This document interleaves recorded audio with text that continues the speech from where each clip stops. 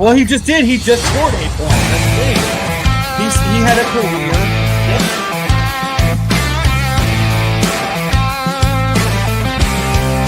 Every loss, the weight of every loss will dramatically change the season.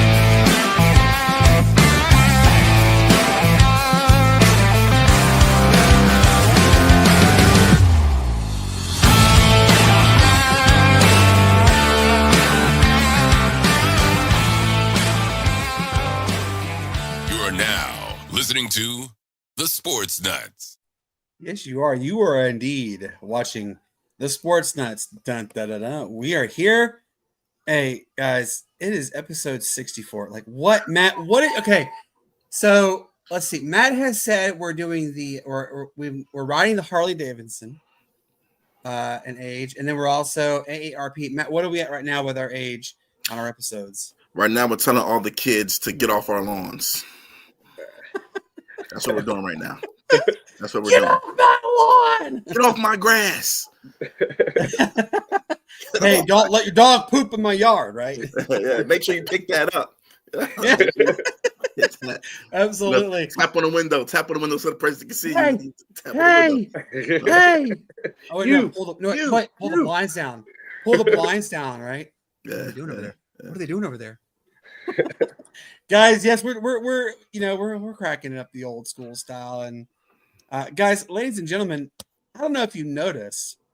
Of course, you see that beautiful face. I don't know about this face, but look at this guy here. Ladies and gentlemen, please give a round of applause. Mr. Shane Owen has decided to join the Sportz Nutz. Ladies and gentlemen, he is our third and final member of the beautiful Sportz Nutz. Shane, welcome back to the team, my friend. Oh, yeah, man. And as a good welcome back, I'm going to give all you guys Sportz Nutz out there.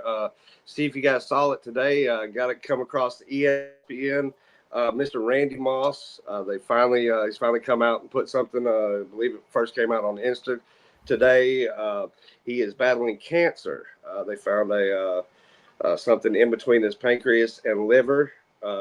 Kind of what I expected, as we had mentioned before, with the jaundice of the eyes and all, thinking that it could possibly lead back to the liver. He's been in the hospital the past 6 days, just got out this afternoon. Seems to be in good spirits. He said thank you to all the prayer warriors out there for helping him through the tough times. And he's going to be doing the chemo and radiation therapy. But as far as right now, they've got it surgically removed. He says it's cancer-free, just kind of preventive measures on that end. So, prayers go out to the Moss family. And, at least we got an idea of what was going on. And, hopefully he'll overcome this. Absolutely. You guys just heard it. So Shane actually texted me about an hour ago and said, hey, I sent you some news. And I was like, what? Did you see it? And it's like, no, we just got done with dinner. And I look, and he's telling me the story about it. And I'm blown away. Like, holy cow. Randy Moss, Hall of Famer. He is human, which, we're all human. We all have things, unfortunately, happen in our lives. And definitely prayers do go out to Randy Moss, to his family. Cancer sucks. There is actually another individual who is a part of ESPN who just beat cancer his 4th time. Ladies and gentlemen, we're talking about Mr. Dick Vitale. Goodness. He has come out and announced that he has beaten cancer his 4th time, cancer-free. So, as the late, great Stuart Scott said, I'm telling you to Randy Moss this, kick cancer's ass. Don't ever give up.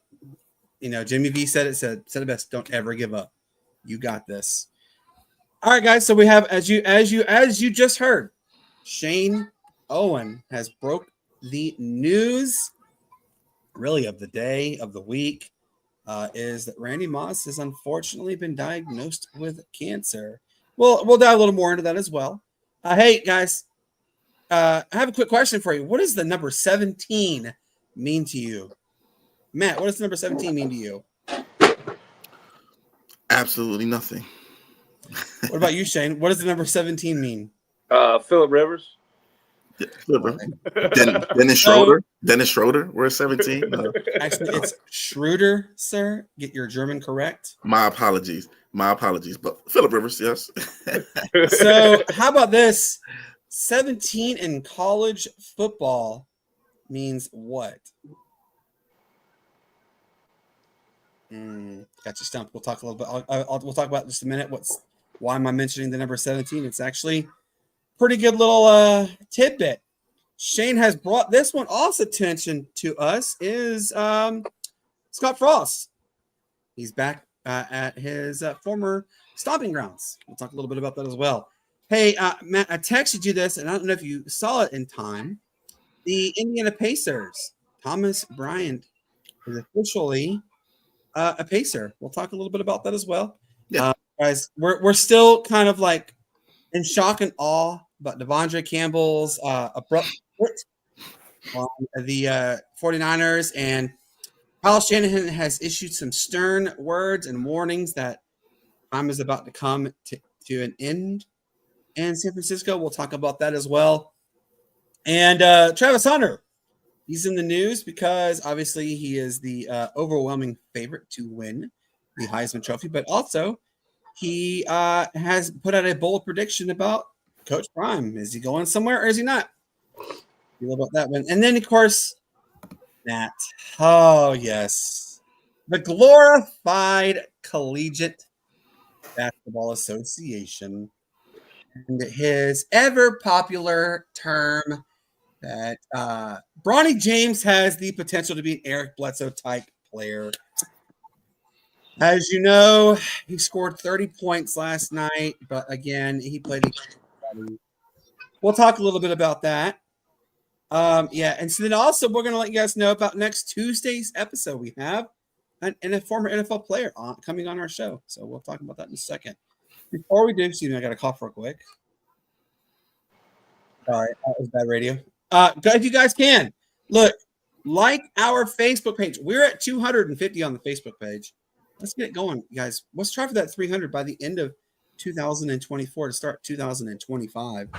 The boys are back in town. As you see, all three are back and we're better than ever.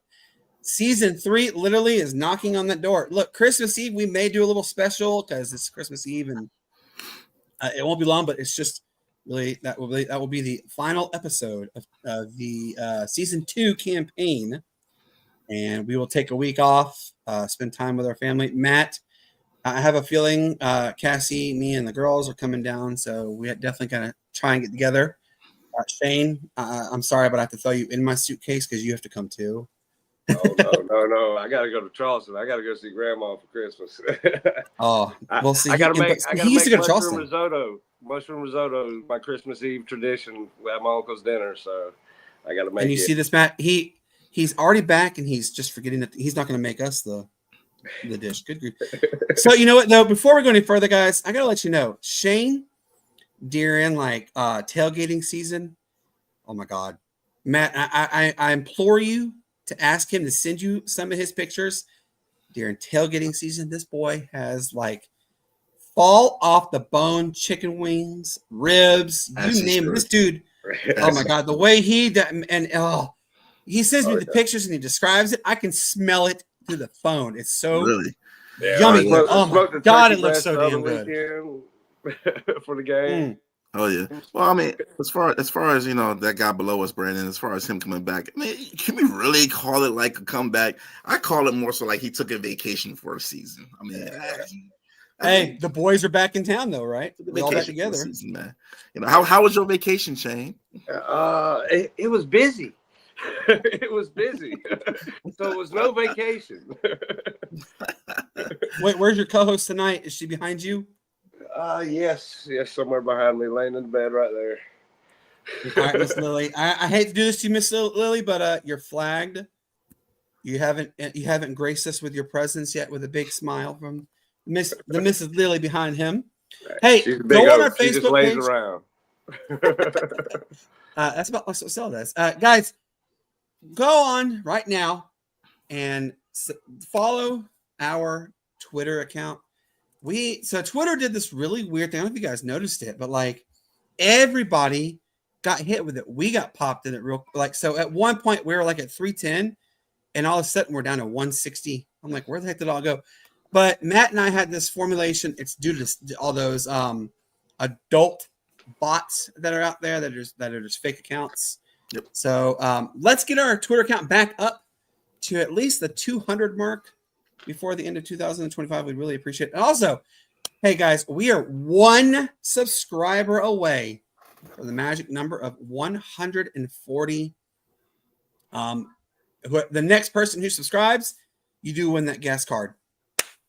For those who don't know, Matt and I, we started out at 25, raised it to 30, and then I decided to bump it into 40. So it is a $40 gas gift card.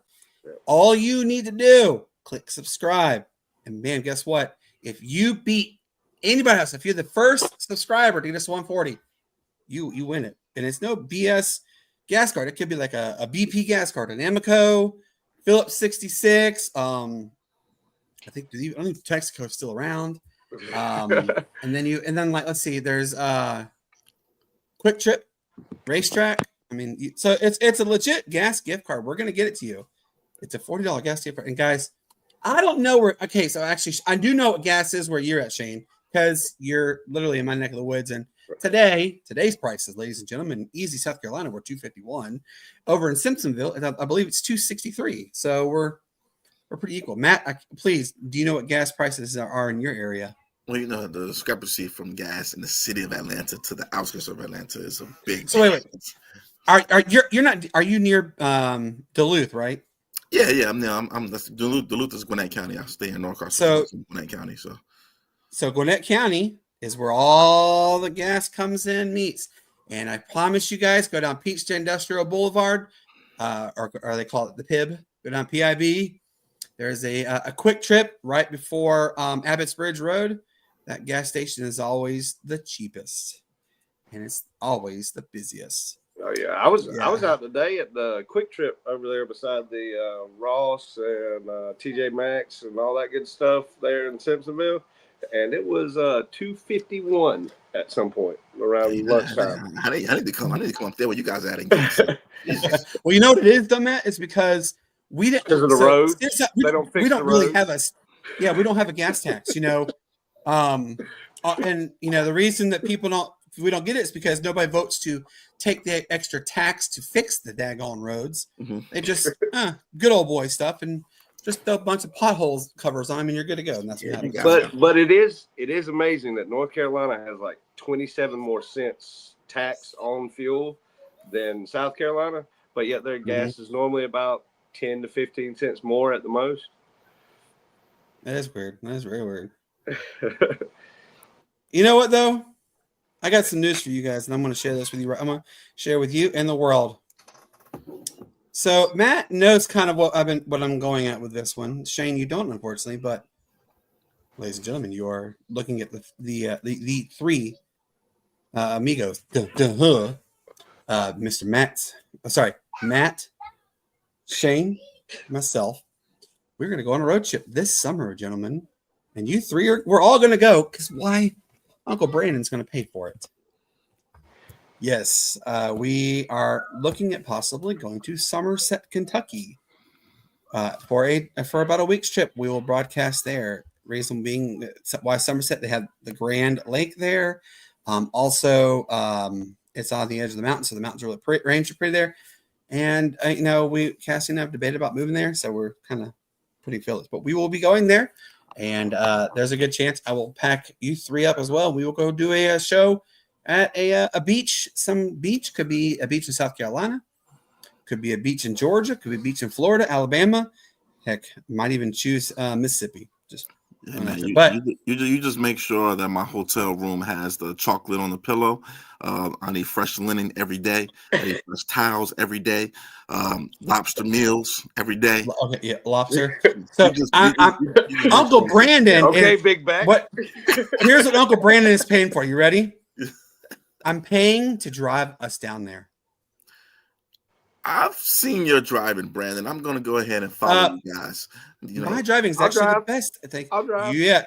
So, all right, we'll do a vote right here, folks. Okay. see who is the true NASCAR driver, because I know who is the NASCAR driver and who is the John Fox Indy race car driver. On the count of 3, point who you think is the NASCAR driver. 1, 2, 3. All right. Count it on the count of 3. Point out who you think is the IndyCar driver. 1, 2, 3. No, I'm not the IndyCar driver. Actually, Cassie calls me the old man driver. No, you're the driver that honks your horn at nothing. At nothing.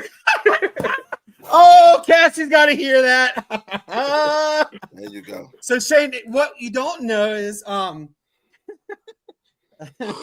so we were driving down the road. Cassie drives like a bat out of hell. She has a lead foot like no other, right? And she's telling me to stop, and I'm not paying attention. So she's like waving, and I'm not paying attention. So she hits the dashboard doing this. I instead of stopping, I honk at a random car. Cassie goes, "Who are you honking at?" I'm like, I don't. And this is the reaction I do every time. I have no idea. And who the heck was I honking at? So Matt goes, and Brandon, this is your first time driving, right? Yeah, the backstory on it is Brandon, the backstory on it is Brandon hasn't driven in a while because he had surgery and stuff like that. He hasn't driven in a while. So this is his first time driving. So I'm like, why are you on the main road? You didn't go somewhere and practice first? Like you didn't get to park line and practice first, or get your driving chops back? Or come on, man. No. I started driving. Mama put me with my learner's permit on 285 in Atlanta on a Friday. Let's see here. At 2:00. I gotta find. So if you can't make it there, you ain't gonna make it. Put you in the fire. Put you in the fire. That's like parents throwing their infant babies in the pool. Like you're gonna swim. You just swim. I can't do that anymore though. Is this right here? Nope, not that one. Okay. Oh, here it is. All right. We were driving, and we started to become closer and closer and closer to this person. And so I said, "You need to stop." And he did not hear me. And so I started banging on glove compartment that was right there. He starts to swerve. And he honks. Who knows who? I said, "What are you doing? You need to stop." And he says, "At least I'm not hitting something trying to get his attention." And I said, "You're honking at who?" Let me get this straight. I'm crying. Brandon, you was just your first time driving. And you had to go to a parking lot and practice first.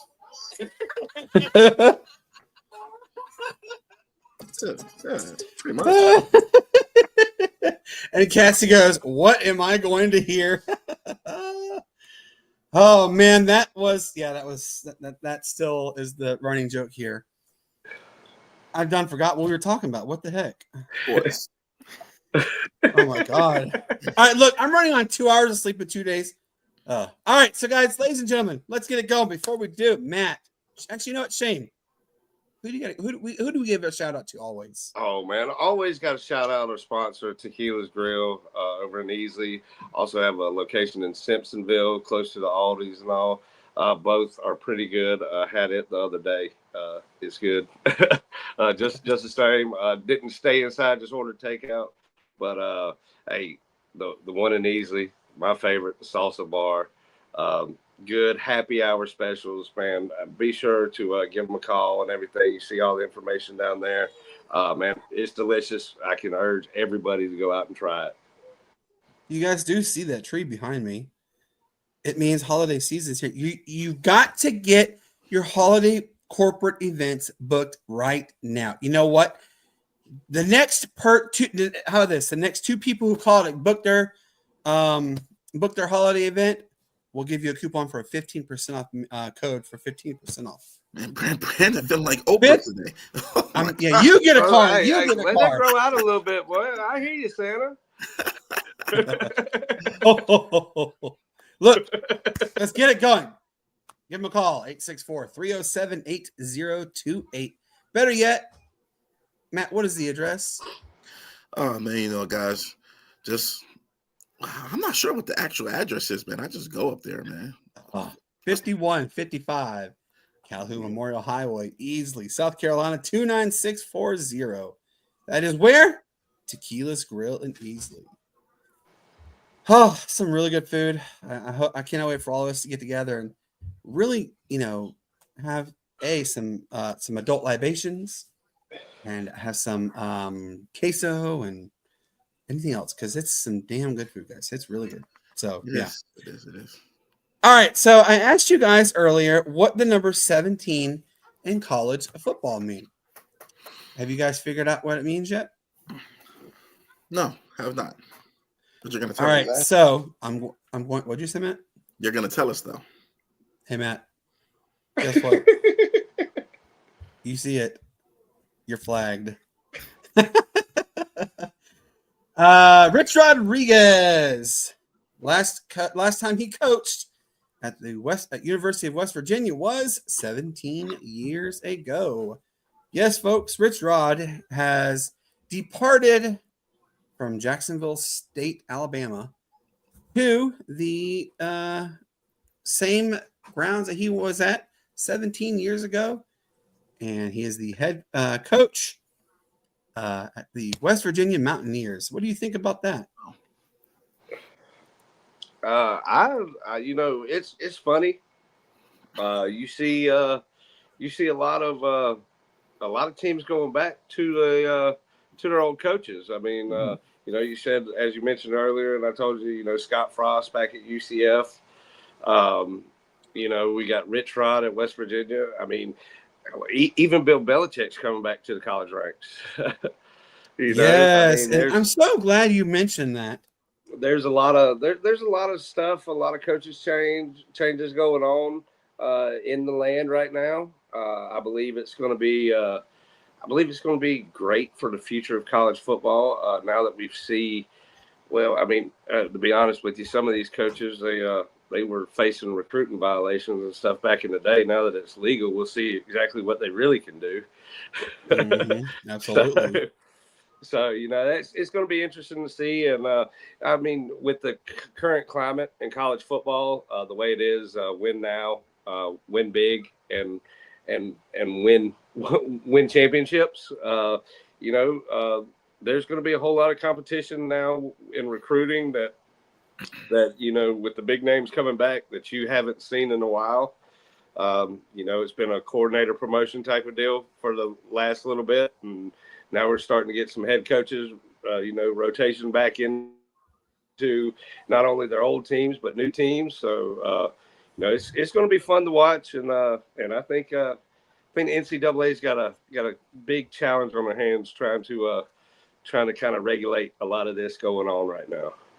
Absolutely, and talk about nostalgia. I mean, we all have nostalgic phases where we remember things were simpler when, and things were simpler as they did, kind of thing, go ahead. Hey, one more tidbit for nostalgia. Rich Rod and Pat White, they just scored on Clemson again down in the Orange Bowl. You got to refresh my mind on that one. I'm drawing a blank. Oh, that was the speed limit. What was it, 70 to something on the way back? Do you know what he's talking about, Matt? I'm confused. Is this like a game? Is that what it is? Yeah, like the Orange Bowl. 20 something? 2007, 9. Remember, 2 hours of sleep in 2 days. And being a Clemson fan, I don't blame you for forgetting that loss either. But I'm not a Clemson fan. Flag you. Well, your wife is. So by Cassie default, is. By default, happy wife, happy life. There you go. By default, you are. All right. Anyway, but we're talking, like nostalgia. Like with things going the way they were. Hell, I mean, I missed the days from 2006 to 2012. Good years in college football. Matt, this is when Megatron was there, and Demarius Bebe Thomas was playing at Georgia Tech, and who was y'all? Okay, I can't remember, Matt, because it's been so long. Who was the quarterback for Calvin Johnson? Wasn't that Reggie Ball, right? It was Reggie Ball, if I'm not mistaken. Was it Reggie Ball? I'm pretty sure it was, if I'm not mistaken. At that time, Hank, I'm not sure. look it up. It was 3 passes a game. Yeah, pretty much. And they all were to Calvin. Okay, well, so Vic, you missed the Vic days at Virginia Tech, right? Boy, hey, I missed the Beamer days at Virginia Tech. We got spoiled. I mean, from like you said, that range from like 2001, I think, all the way up, or I think maybe 2001, 2002, all the way up to like 2010, 2011. I mean, we won 10 games a year for like 9 years straight. I remember that was always the challenging team to face was. Well, we had Penn State syndrome, though. We had Penn State syndrome. We couldn't win a big game.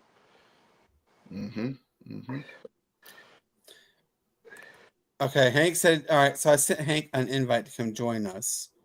Yes, it was Reggie Ball. I was about to say, I knew it was Reggie Ball. Yes, it's Reggie Ball. But you missed that kind of like those kind of players. You know, we don't see those type of anomalies anymore in sports. I mean, hell, Randy Moss is another example. Did phenomenal at Marshall, and he only just blew everybody out of the water. And pro, I mean, did excellent work with the Vikings. You know, then he went to another part of the journey. He goes to the Patriots, leads them to a 16-0 regular season, and then they get not bounced out by the David Tyree catch. But I mean, still, you know, Randy Moss. You know, those are the kind of things. Heck, I remember when Jerry Rice played. God dang, what's it?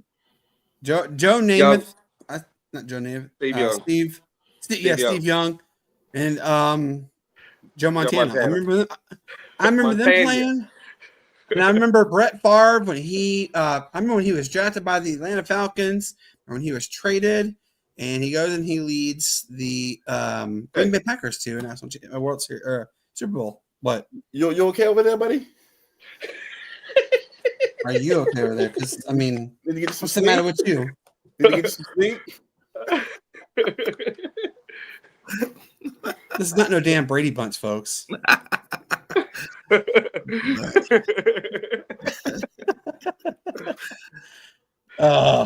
you know, hey, anyways, let's continue it down the land of reminiscing. Nick Rolovich, former University of Hawaii quarterback, turned UH head coach, turned to Washington State head coach, which was he was fired during the COVID-plagued season.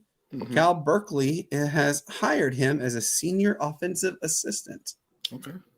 So that's kind of interesting that he's there. So good. I'm glad he's there. I really do have a lot of appreciation for him and what he has been able to accomplish. I did say I wished he would come back and coach at UH, but you know, Timmy Chang, he's doing a really good job. So with that being said, Matt, I'm going to start with you. What do you think about Rich Rodriguez coming back to West Virginia? As he said, it was unfinished business. Yeah, well, he has a lot to prove, man, and I can get it. You know, the fan base he has a lot of fan base that's very upset with him about what happened all those years ago, man. But he knows he has a lot to prove. I'll listen to his introductory press conference, man. You know, he has a long road ahead of him. But you know, we'll see, man. With college football is different now than it was back when he was there that first go round. And like, you know, one of you guys aforementioned before, man, you know, with the NIL in place and with everything like that, you know, it'll be a different tenure for him this time. So yeah, he knows he has a lot on his plate and he knows he has a lot to prove. And you know, he's gonna continue to coach like he has a chip on his shoulder. So we'll see what happens. You know, what do you think, Shane? And I think you know, this is kind of the hire West Virginia's been waiting on. They've kind of been on the verge for a few seasons. The past couple have been kind of mediocre. with good signs of promise. It is a pretty campus up there. I mean, it is West Virginia at that. Me being from Virginia, we don't have a high favor on them anyway. but it is a pretty campus. Virginia Tech and West Virginia back in the Big East days. They used to have the battle for the Black Coal Trophy. So we played them a bunch. It's good to see Rich Rod back. As Matt said, with the NIL and stuff like that, you see a lot more coaches that have experience in college football kind of coming back to prominence. But I think, this is going to be one of the tougher because it's a bigger headline coaching hire. So he's got to do good within the first 2 years for, the fan base and all to really jump on. Is it possible? Yes. It's kind of like the same situation Belichick's in going to North Carolina.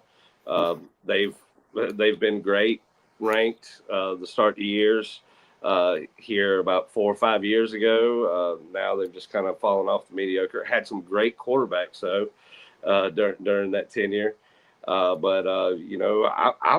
My biggest question is, is Belichick going to bring any of his coaching friends from the Browns maybe for some football advice down there? Maybe, one of the, or if not the greatest college football coach of all time?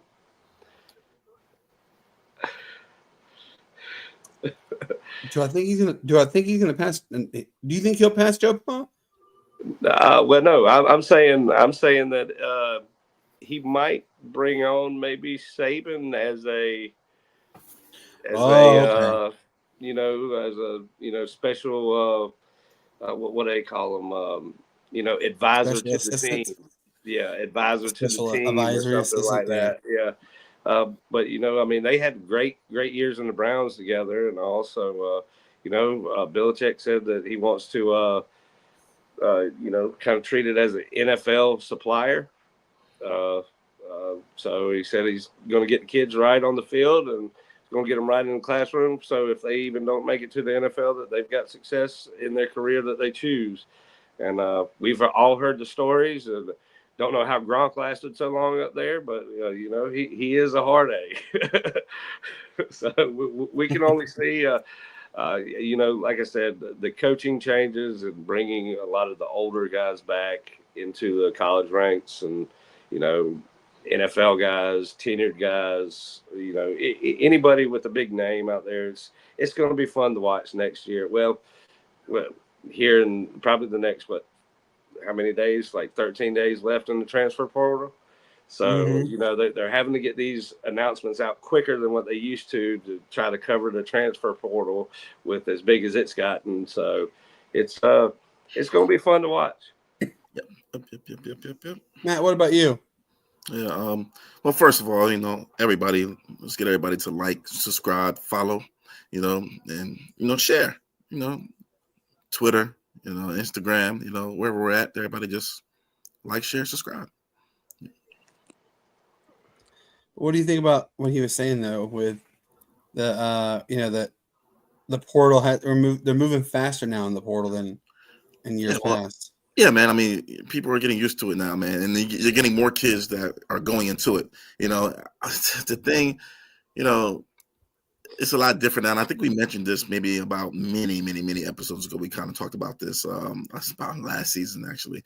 That these kids, man, they're not going through the process anymore. They're just, I don't like the way he talked to me. I'm going in the portal. Boom. So, these coaches not only have to recruit, but they got to keep the kids that they have and make sure they got to recruit them again and keep them again for another season to make sure they don't go into the portal. So, I mean, there's many ways to look at it. I think it'll be it's a lot more difficult for these coaches, but also gives the kids more freedom. So it's just a matter of time before the NIL gets to high school. So we'll see what happens then. Oh, yeah. It is in high school. Yeah, we even saw Dylan Stewart. I mean, boosters came through. I mean, he's going to stay instead of transfer portal. I think that's what we're going to see with a lot of the bigger schools and the bigger athletes that have produced on the field, especially young in their careers that they've recruited to come there. I believe that we're going to see a lot of boosters and the NIL collectives and stuff that some teams have. they're going to step up big time and kind of keep those big names. So, that's going to be a balancing act between bringing in other names that, like say, you got a good quarterback, Lenore Sellers. Well, hey, you've got a good NIL collective. What we've seen with Dylan Stewart signing his NIL deal with them, Cam Ward, he's looking for, we see Ward where he left and went to Miami. It was an NIL deal. And, hey, he's in the Heisman race. We'll see what happens Saturday. Mm-hmm. But, I've heard a couple things, Ward possibly to the Giants and possibly the offensive coordinator leaving with them to go coach. So, we'll see how that shakes out. But I think, all this transfer stuff, it's I'm glad that they finally put a short time limit on it so we can kind of get an idea. We don't get a lot of players. Oh, yeah, well, I'm in the portal. And then, we saw, I think at Virginia Tech, almost 50% of them that went into the portal last year actually ended up retaining on the team. So with all that, it's a big balancing act for the coaches to see, okay, well, you entered the transfer portal, and then now you're back. Really, how much, faith in the team do you really have? So, if they've got younger guys with better talent that automatically buy into the program and stuff, why not give them the shot if you know that you're not going to get them for a long time, even with this transfer portal? Absolutely. And, I was talking with our good friend Brian Kajiyama. He said there is a new rule that's coming out that the NCAA is reducing the amount of players that you can have on a roster. As you guys know, Clemson is very guilty of it. They have like 150. Alabama has it too. I don't know how many are on South Carolina, but it's a pretty big amount. Well, then now they're reducing it. I think it's like the maximum is like 105 that you can have on the team. Wow. So it's, I feel like this is the NCAA's last real gasp. That's a lot for 22 spots. Yeah. Absolutely. Red shirts and red shirts and red shirts. And speaking of that, I mean, I saw a meme the other day. Did you know that Trevor Lawrence and Cam Rising were in the same high school class? That's crazy. Trevor Lawrence has been in the pros for 4 years, going on his fifth. Wow. And Cam Rising got another medical red shirt to play next year in college. Which means he's only going to play 1 year in the NFL. I mean, he might be the oldest quarterback to get drafted. We saw Winky do it, and of course, he was a professional baseball player and came back to college and was one of the oldest ever drafted. So, well, Brandon Whedon was 27, I believe, when he got drafted. Yeah. About a Browns. But Chris Winky was I think Chris Winky is the oldest. Yeah. Browns been a first round pick on him. Hey, the magic, it is the Browns, magic of the Cowboys, and having a good team. Who was that receiver that they had that year? Josh Gordon. No. No. No. Where he went? Justin Justin Blackman or Blackman. Yeah, Blackman. Yeah, Justin Blackman. Yeah, the one that had alcohol issues. Yeah, had he just kept his nose clean, who knows? I think he went to Oklahoma State, if I'm not mistaken. But Oklahoma State. Yeah, it was Oklahoma State. Yeah, he kept his nose clean. He was a professional baseball player too, and came back. So, yeah, it's sad to see how things go. Yeah. So look, guys, let's move on to the next one. Everybody knows who Travis Hunter is, and if you don't know who Travis Hunter is, well, you're living under a rock. Yeah, watch Saturday night on ESPN, 8:00. Yes, you'll know who he is. You will know. I think Genty's getting that one. Oh no, I think he's going to get it too. But also, Genty won the Maxwell, so normally whoever wins the Maxwell doesn't win the Heisman. I think I think Hunter will win the Heisman, but he was recently asked about if he believes Deion Sanders will leave now that he's losing Shedeur Sanders and Travis Hunter. And the phrase that came out of Travis Hunter's mouth was, "Ain't no way Coach Prime's leaving to go anywhere." So there you go. From the horse's mouth, you hear it first that Coach Prime is staying. And if this is true, okay. But if, I have a real good feeling it's not. Loyalty is dead in college sports now. No one really is. I'm with you to like the ride or die. Kind of information like claims and whatever, right? I mean, anybody can be bought, and I guarantee you, if miraculously Mr. Jerry Jones drafts Shador Sanders, Mike McCarthy's kicked to the curb, the first person who's going to come with a hand raised is Prime. Gimme. So that's my thought. I don't think that'll happen because they got so much money invested in Dak Prescott, man. He just signed his new contract. There's no way they can get out from under that contract. Yeah. So I don't think he'll lose draft Shador. They're not going to do that. Yeah. Did you guys see that Dak Prescott and his wife are expecting another little girl? Congratulations to the Prescotts. Oh yeah. Well, he's had a lot of time at home lately. A lot. Yeah. But going back to the Coach Prime thing, I think Prime, he's kind of set it out. He wants to shape young minds and get them ready for the NFL, which is kind of.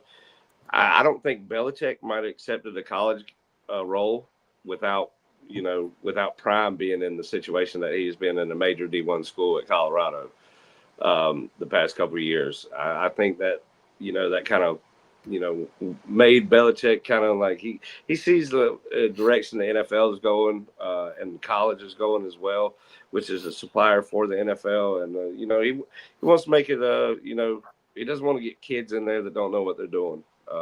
And that's one thing that Prime does. He's a true faith-driven guy. So shaping young minds, and not just for the NFL and their future in athletics, but shaping them for the future as a whole, because we all know what the average NFL career is, just over 5 years, 4.5 years, something like that. So for quarterback, it's 4.5 years. For a wide receiver, it's 2.5. Yeah. And then defensive player, it's 3.5. That's their average. Yeah. So I mean, we see that, and it's these guys are more concerned with the person that they're coaching instead of the player that's out on the field, and that's one reason why I don't think Prime might go. You never know. The dream situation would be Shador and him in Dallas. If that doesn't happen, I don't know if he'll ever make the jump. Yeah. What do you think, Matt? Well, people tend to forget Prime just signed one of the top 2 or 3 quarterbacks, man. Jordan Lewis, I think his name is Jordan Lewis, Julian Lewis, I believe.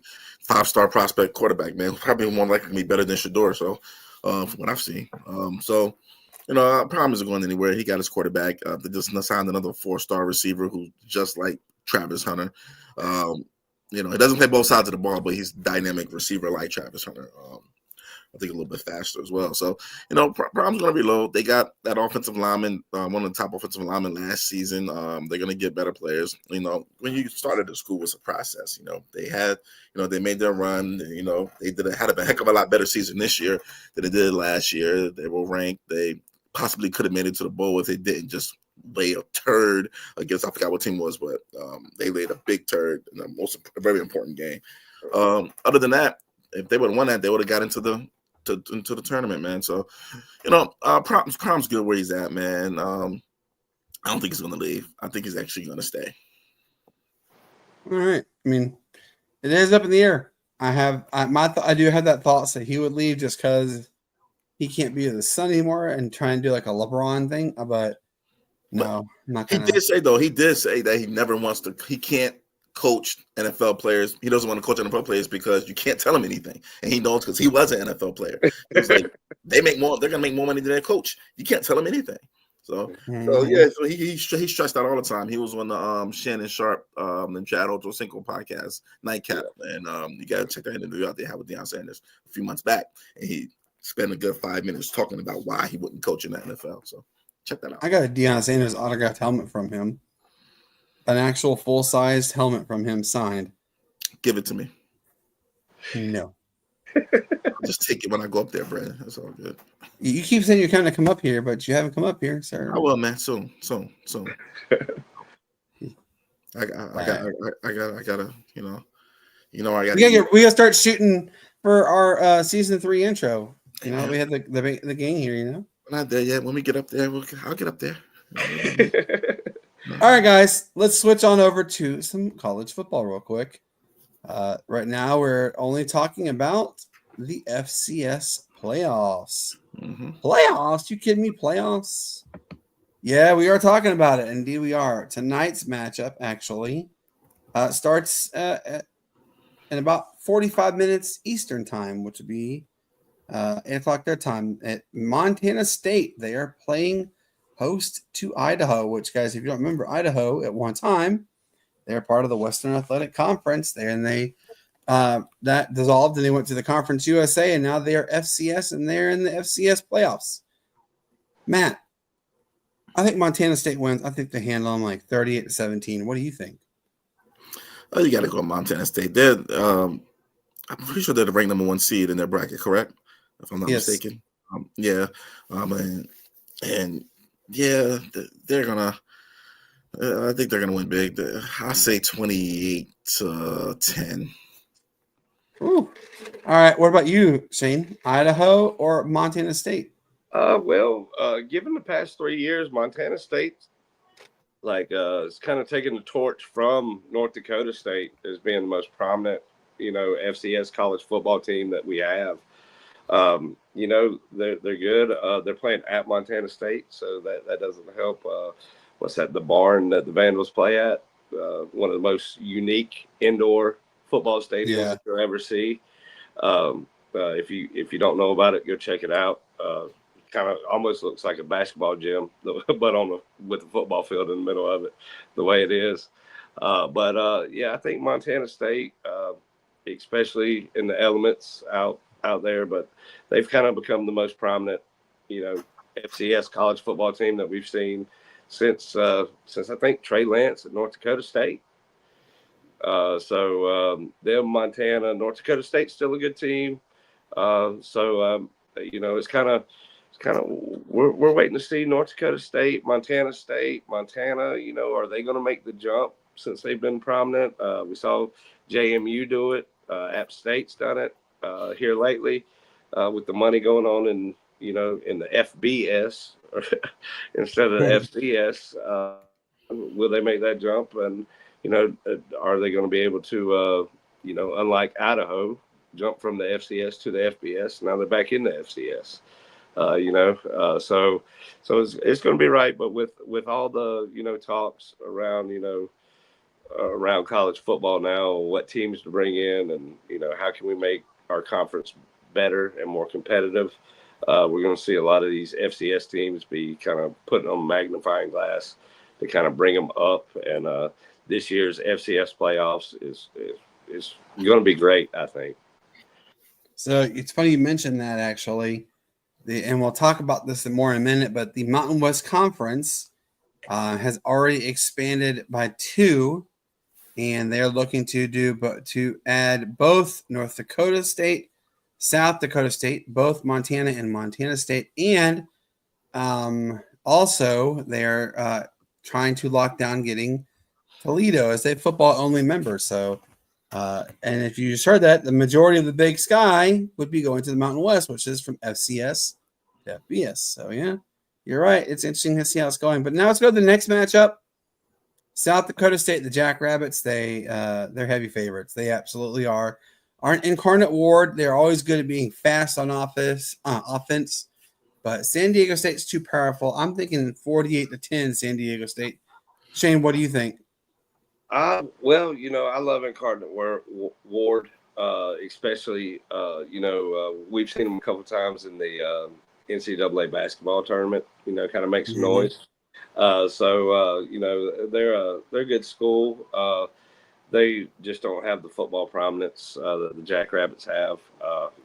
Shout out to that mascot being one of the best in the FCS anyway, is the Jackrabbits. I graduated from a school that was blue and gold. I'm going to have to go with the Jackrabbits on this one. I don't know if it'll be such a blowout, but, I think they'll keep it close till about midway through the third quarter. All right.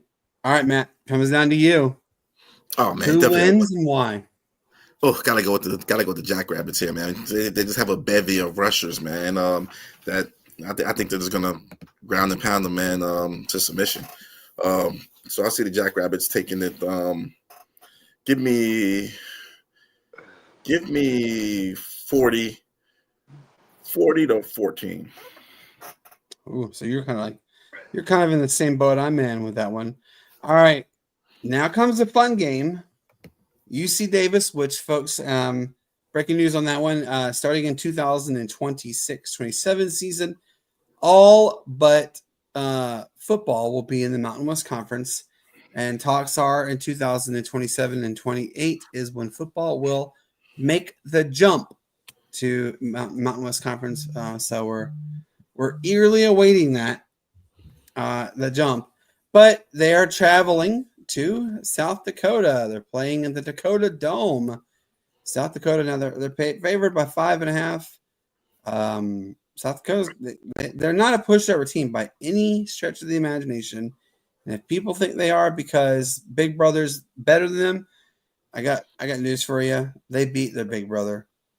They just beat Tarleton State. They beat North Dakota State. They beat their other rival, North Dakota. With that being said, I think honestly that guys, South Dakota, they're gonna win. I think they're gonna win handily. I'm saying like 28-0. And also keep in mind the temperature is going to be 25 degrees and snow, so it's going to be a snow game. However, it is a dome, so the weather doesn't make a real impact, but being around the area is snow. So I still say 28-10. We'll see 28-0. I don't know about that one, man. I might have to go with UC Davis on this one, man. I think UC Davis is. I think their offense, even though it's going to be snowing, I think I like their offense. They have an explosive offense. I think they're going to win it, man. I think snow game. Give me 17-14. Walk off field goal to win it at the end. All right, Shane. Yeah. What about you? I'm with Matt on this one. I'm a baseball guy, so like Pepperdine, UC Davis. I've seen these guys for years. They've got athletes. I'm not sure how new or old UC Davis football team is, but they've, like Matt said, they've got a good offense that I think can hang. They can spread the ball out and do things against a team that's in a conference that's made for the ground and pound kind of deal, especially in the colder weather. As you mentioned, they're in the dome, so speed never lies, and UC Davis has some of that on the outside that I've seen. So I'm with Matt on the upset here. I think it could be a last-second field goal, but I think it could get ugly quick though too. Yeah, people got to remember. I mean, I think UC they have a running back. I mean, they have a running back, man. I think he ran for like 1,300 yards and got a crap load of touchdowns. Yeah, they have a good quarterback who's thrown for like 30 something touchdowns, man, and I think like 5,000 yards if I'm not mistaken. Yeah, or close to it. They get the ball on the outside, they're dangerous. Yeah. Yeah, Miles Hastings is thrown for 4,200 yards this season. Now here's where it's the kicker. Also, now the running back he is rushed for 1,400 yards and has 17 touchdowns. Yeah. But again, they don't. So the Aggies don't really travel very well in cold environments. But it's going to be a fun game regardless. I'm looking forward to seeing. They said dome, right? Yeah, it's in a dome. So, but they've been up there practicing in the cold weather because they are higher elevation as well. So they got to get used to that elevation. Oh yeah, well, and I mean you put them out there. And they're not used to those elements, and they get used to it, and then they come into a dome where they're used to a turf that's got steady footing and everything else, and that's where you kill one-on-one matchups on the outside. You kill them at that point. I mean, you've been playing, like that all year. You get used to the colder weather. The bigger guys up front for South Dakota, could get tired early in the game, and it could be an onslaught. You're right. All right, so let's shift down a little bit to the SoCon. The SoCon winners, Mercer Bears. Okay. They are traveling to the Fargo Dome in North Dakota, and they're playing North Dakota State. I think North Dakota State has their number. Everybody knows North Dakota State wins all the time, but they really put the test at the start of this year. Lost by 5 yards against Colorado. Mercer, they really ran the table in SoCon play. They were like 11. I think they finished 11-2. The team, one team they lost to was Sanford, which was they were a good team last year, and then of course this one doesn't really count because it was a paycheck game when they got whacked, or as Matt would say, mollywopped by Alabama 52-7. They destroyed Furman. They did beat Rhode Island. I think though North Dakota State will win this game. I'm going to say North Dakota State though. 35-17. What do you think, Matt? North Dakota State 35-7. Easy. I think. Yeah, man. It's just that North Dakota State is just too well coached, and then they've been there before. So I don't think they're not going to waver. They're going to come out. They're going to run an offense. They're going to make safe plays. They're not going to. I think their quarterback has only thrown like 3 or 4 interceptions this year, if I'm not mistaken. So I mean, they don't make mistakes, and I just don't think Mercer's ready yet, or at that point right now. So I'm gonna go North Dakota State, 35-7. What do you think about Shane? I'm gonna go North Dakota State. Mercer, they've shown to be a good football program this year. You hadn't heard anything in football from them. Last thing you really heard about them was probably when they upset Duke in the NCAA basketball tournament.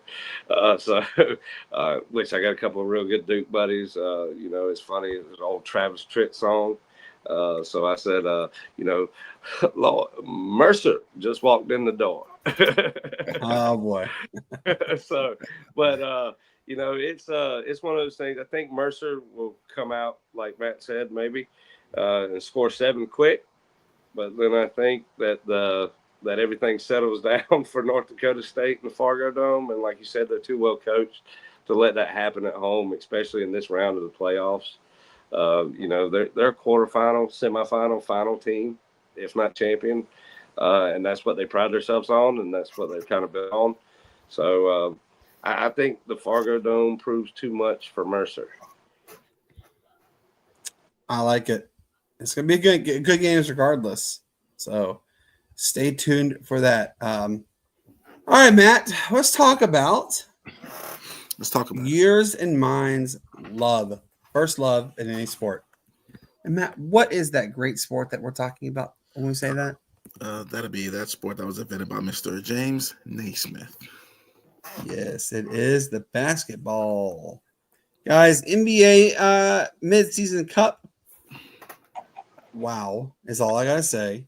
Let's dive into this particular game first. Yes, let's definitely do that. Hey guys, I'm getting some weird interference. I don't know. Mr. Hank Russell has blessed us. Oh, he is with us already. What's going on? Hello, gentlemen. It's good to see you this evening. Yes, welcome. Ladies and gentlemen, if you don't know who this gentleman is, this is Mr. Hank Russell. He is based out of Memphis, Tennessee. And Mr. Hank, tell everybody about your show so where they can also find you. The Hank Russell Invitation on YouTube, and I have my shorts on TikTok as well under the same name, HR Invitation. Very good. So we were just about to start going into basketball and the NBA midseason cup. Matt was going to start the round table. So Matt, I want to hear your thoughts on this NCAA, really, Brandon? This NBA mid cup. So right now, I think we're at the Hawks versus the Bucks, and if I'm not mistaken, what was it? Is it the Thunder? The Thunder versus Thursday night. That was Is it going to be Thunder versus Rockets? I don't know who won between the. You want me to look it up? Here you go. Cup bracket, Brandon. There we go. All right. It is the Bucks are taking on the Hawks. The Thunder are taking on the Rockets. Yeah, so I was right. So I think we're gonna get a Hawks Rockets matchup. I just think they have the more explosive athletes. I like first of all, I'm gonna say I like what the Hawks did to the Knicks. Every time that I can see Trae Young roll dice on the Knicks logo, I will take it every time. I'll take it every time. Every time Trae Young, fathers the Knicks, I'll take it every time. I got a lot of Knicks fan friends, and I love it. Hawks surprised the heck out of me, man. They came out very lethargic that first half. I mean, they weren't really doing too much. But in the second half, I don't know what kind of pep talk they got, but they came out, put the clamps on. Clint Capella woke up. Yeah, they put the clamps on Jalen Brunson. Man, and Cat, he wasn't performing his ability. He started off great. Then you saw he got real cold real quick. Second half, they made their adjustments, which the Hawks never do. The Hawks never make adjustments. That's why I'm shocked. Hawks made adjustments and came out and they took the game. They took command of the game instantly. But DeAndre Hunter off the bench has been a revolution for this team. A totally different story, different player. Dudes, I have to give him. He's definitely going to win Sixth Man of the Year. But just a totally different player, man. Very aggressive. He's the number one option in the second unit. So just having that confidence is just propelled his game, man, to a crazy type of stratosphere where his confidence is through the roof. So, man, kudos to the Hawks for getting by the Knicks. Thank God, because man, the Knicks was such a blank fest. Having to hear the media pundits talk about these Knicks. And as far as the Rockets and Thunder go, man, I'm going to go with the Rockets. Again, I'm a big Jalen Green fan. Big Jalen Green fan. Very, very explosive athlete. Yes. More explosive athlete. And I would say he's an aggressive scorer in the Kobe mold, but he's a crazy gifted athlete, man. Probably one of the best athletes you'll see in this league. And if you sleep on him, he will dunk on you. So, which he's dunked on a lot of players already, man. But I think the more Ime Udoka, unleashes the reins on Jalen Green, I think the better off the Rockets will be. They got Alfred Sengun in the middle, very good all-around center. Their bench is they have a very good bench. I like the young kid that they got, the rookie that he fell to 20th. I can't remember his name right now. At the particular moment, but Terry Geeson, they got the Thompson twin, Fred VanVleet, running the point guard, running the show. I think the Rockets they're gonna have a great future, but the Thunder are a good team too, man, and that's gonna be a great game to see, Thunder versus Rockets. But I'm going for a Rockets Hawks championship game in that. Let me ask you this, Matt. Yeah. With Atlanta doing what they've done, they're like 7-1 in their last 8 games. Yeah. They have a chance to go do the midseason cup. Say they win it, right? Does this propel Atlanta out of the bottom feeder status to management status? Like they could be in the top 4? Well, first of all, let's remind ourselves that the Lakers won it last year. Let's remind ourselves about that. Did the Lakers make the playoffs last year? I think they made it. Play in. They made the play-in game. They were the play-in, yeah. Yeah.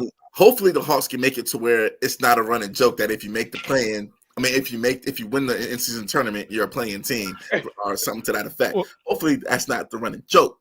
But no, man. I think that they're going to be. I think the Hawks are going to make a name for themselves this year. And it starts with Trae Young. He's not as aggressive.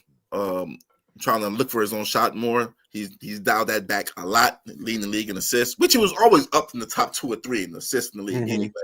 But now he's really took a hold on that and running with it. He's dialed his scoring back and he's looking for his teammates to score. Jalen Johnson has been a revolution as well. He can get you a triple-double on any night, but also he's athletic. He'll dunk on you, plays defense, grabs boards. does everything John Collins did +5. So, you know, man, I think the Hawks have a good team if they just continue to gel, and they'll be good. They'll be good.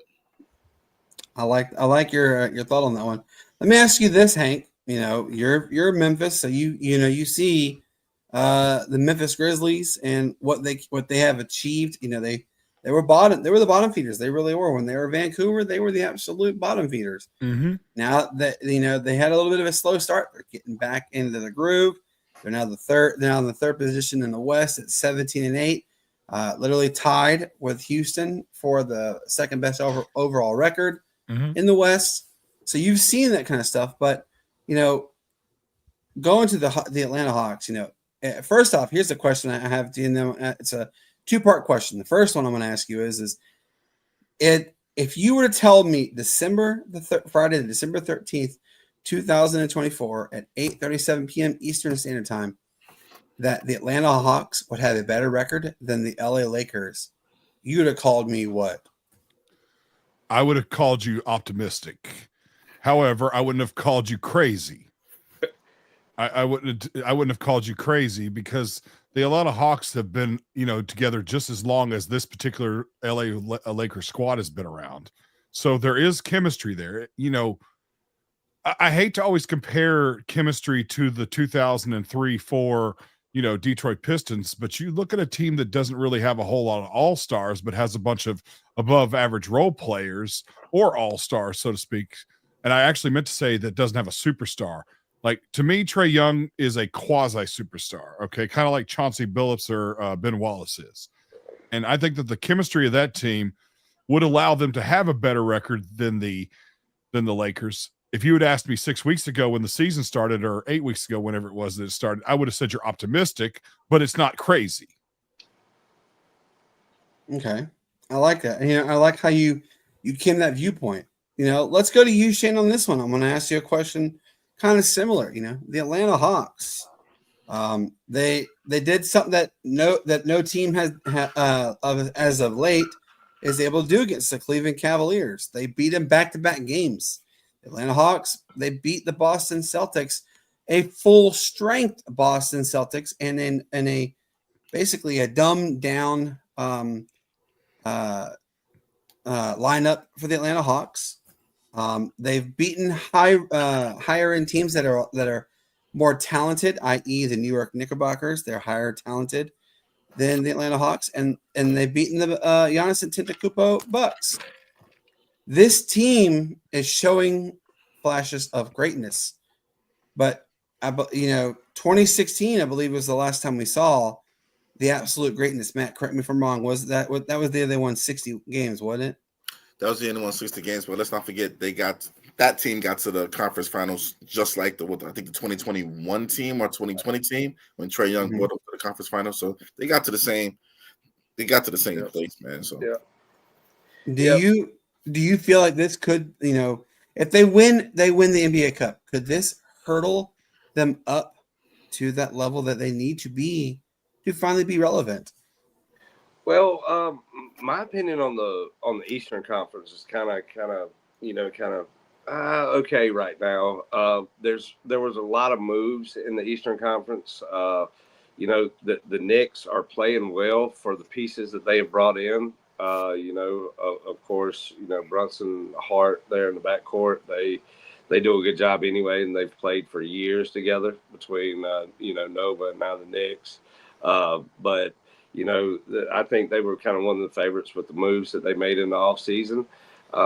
You see them doing good now based on talent. Once they gel, I think they're going to be pretty good. We saw the same thing in the West last year.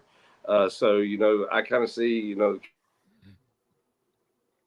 tournament, you know, the Lakers had one of the, you know, most returning players on their squad last year. And, you know, they won the in-season tournament. Atlanta, they've got a lot of, you know, pieces that stayed and stuff like that. You know, you add in a couple good rookies, like you've seen here lately. You know, they're going to do good early on. A lot of the teams that made a lot of moves are going to kind of push more so towards the All-Star break and after. So I think that correlates in the in-season tournament and where they seed in the playoffs. I think Atlanta's a much better team in a better side of the conference, and should be, out of the play-in game, especially the way that they're playing. And they're playing like this solidly. Cleveland and Chicago in the East have made a run that nobody saw coming. So, you kind of take those, games. We've seen Chicago kind of decline now here in the past, and have become the mediocre team that everybody thought they were to start the season. It's good to see the big wins and stuff like that. And it's early in the season. I really don't. This in-season tournament before the All-Star break is just kind of to me. It's just it's another way for them to try to generate money for teams that do good in the beginning of the season. Like we've seen, especially in baseball too, with them playing so many games. Even at that, you're looking at the Falcons. If they had a mid-season tournament, they would have been one of the number one seeds in the NFC. But we've seen where that has gone now. So it kind of all correlates between all sports. Beginning to mid part of the first half of the season, to have some sort of tournament like this, I think it's good to get the teams in a competitive spirit that early. But with the competition that we see, we're not necessarily seeing the best teams throughout the season yet. So it's going to take some time. I'm not a big fan of the in-season tournament. I think that you can play some more conference games and stuff like that, like within your division. And do a kind of like subdivision tournaments, and then take the winner and maybe do a semifinal, quarter or final type deal to do an in-season thing. But I think it needs to be closer to the All-Star break, where we get a good actual view of each team and actually know what the team's about. But the Hawks have a good base, and I can see them breaking that mold, like Matt said, of the play-in guys this year. Yeah, that's been and our good friend Brandon Leak of 680 The Fan, he said the Hawks have to do something. You have Richardson and you have the talent. We're used to seeing plan. We're not seeing that next level step up, and it kind of started that way again, and then all of a sudden Atlanta has awakened. Dare I say that the league has awakened a sleeping giant in the Atlanta Hawks? We shall see. Regardless, Atlanta plays Milwaukee for the right to go to the NBA Cup, and their game is being held in Vegas. So if you guys that are watching or are Vegas people, go watch them. It's going to be a fun game. You're going to see some good quality talent. You're going to see big named players versus smaller named players, and you can see smaller named players, they gel better together, they're more team oriented, and they're doing really good in team play. So let's see if it happens. I'd like to capitalize on what Shane just said too. Okay. To have the play-in tournament closer to the All-Star break would be fantastic for a marketing standpoint, because football, it's king. Pro football is king, and the thing about it is during that time you've got playoff games going on during that time. So football is only on for a limited amount of time during each time. Like you're talking, how many games happen on a Sunday alone, on a regular season game? I mean, it's a tremendous amount, and basketball just can't compete with it at that point in time, unless you're just like a hardcore basketball fan. And if you have it like during like the times right before the All-Star break, there also is that gap area between the All-Star or between the Super Bowl and the the last playoff game in the NFL, and you got a 2-week span there where there's nothing going on, and that could be the conclusion of the play-in tournament. I like it. At least keep sports like going. Like not I'm gonna do a sport here, dead zone, and then maybe some sport here at the dead zone. Right. Keep it consistent, and there is pickleball. Luckily, as a NASCAR, 2 weeks after the Super Bowl, the Daytona 500 starts it. So that's right.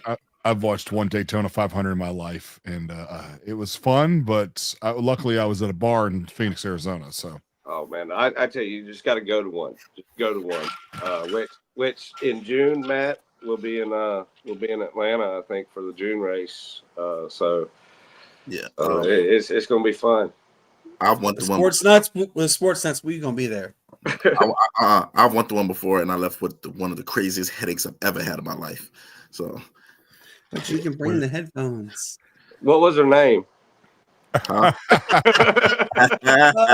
You got it right there. And you got the sound effect. Oh yeah. No, it's It's a good one. No, I'll tell you, like hockey was like the game where I walked out with a headache because the fans. I'm sorry, I've been to many basketball games, baseball, football, combat sports, all that. I think the craziest one I've ever been to is a hockey game, and I've only been twice. You know, it's funny we're about to talk about hockey actually, because I am the hockey. I absolutely love hockey. My team is the Tampa Bay Lightning. Matt knows partially the reason why, because we don't have the Thrashers anymore. But an Atlanta team is coming back. So we will see if I switch my fandom over to them. I don't know. So it's been a really interesting start to the NHL season. You know, teams that we wouldn't expect to be as good as they are. Oh, they're then some and better, right? And then you have some teams that you thought were going to be good who just flat out stink. So I want to quickly go over the teams that that are blowing everybody out of the water and ask you if you guys agree with them. All right. So the number one team, we've already mentioned them before, is the Winnipeg Jets. They are 21-9. Remember, though, they had started like 15-0 or 15-1, so they have fallen a little bit back. But the Winnipeg Jets, they're 1. Then you got the Washington Capitals, they're 20-6. Then you got to go just a little bit further down to the Minnesota Wild, they're 19-6, and the Golden Knights, they're 19-7. So those are really big ones. But then you have the Jersey Devils, they're 19-10, and the Maple Leafs, they're 18-9. Out of all those, who do you? I'm going to get the names again. You have Washington, New Jersey, Toronto, Winnipeg, Minnesota, and Las Vegas. Out of those teams, who do you think has the best odds to go to the postseason and win it? Ooh, that's going to be hard because they're all like within 2 points of each other. So that's going to be hard, man. But if I had to choose, man, I'm going to go with my hometown, the New Jersey Devils. Just because. You're so fired. You know what, Matt? I'm throwing a flag right now. You got to get a sound effect, Hank. If you got the flag. you have it? I'm looking.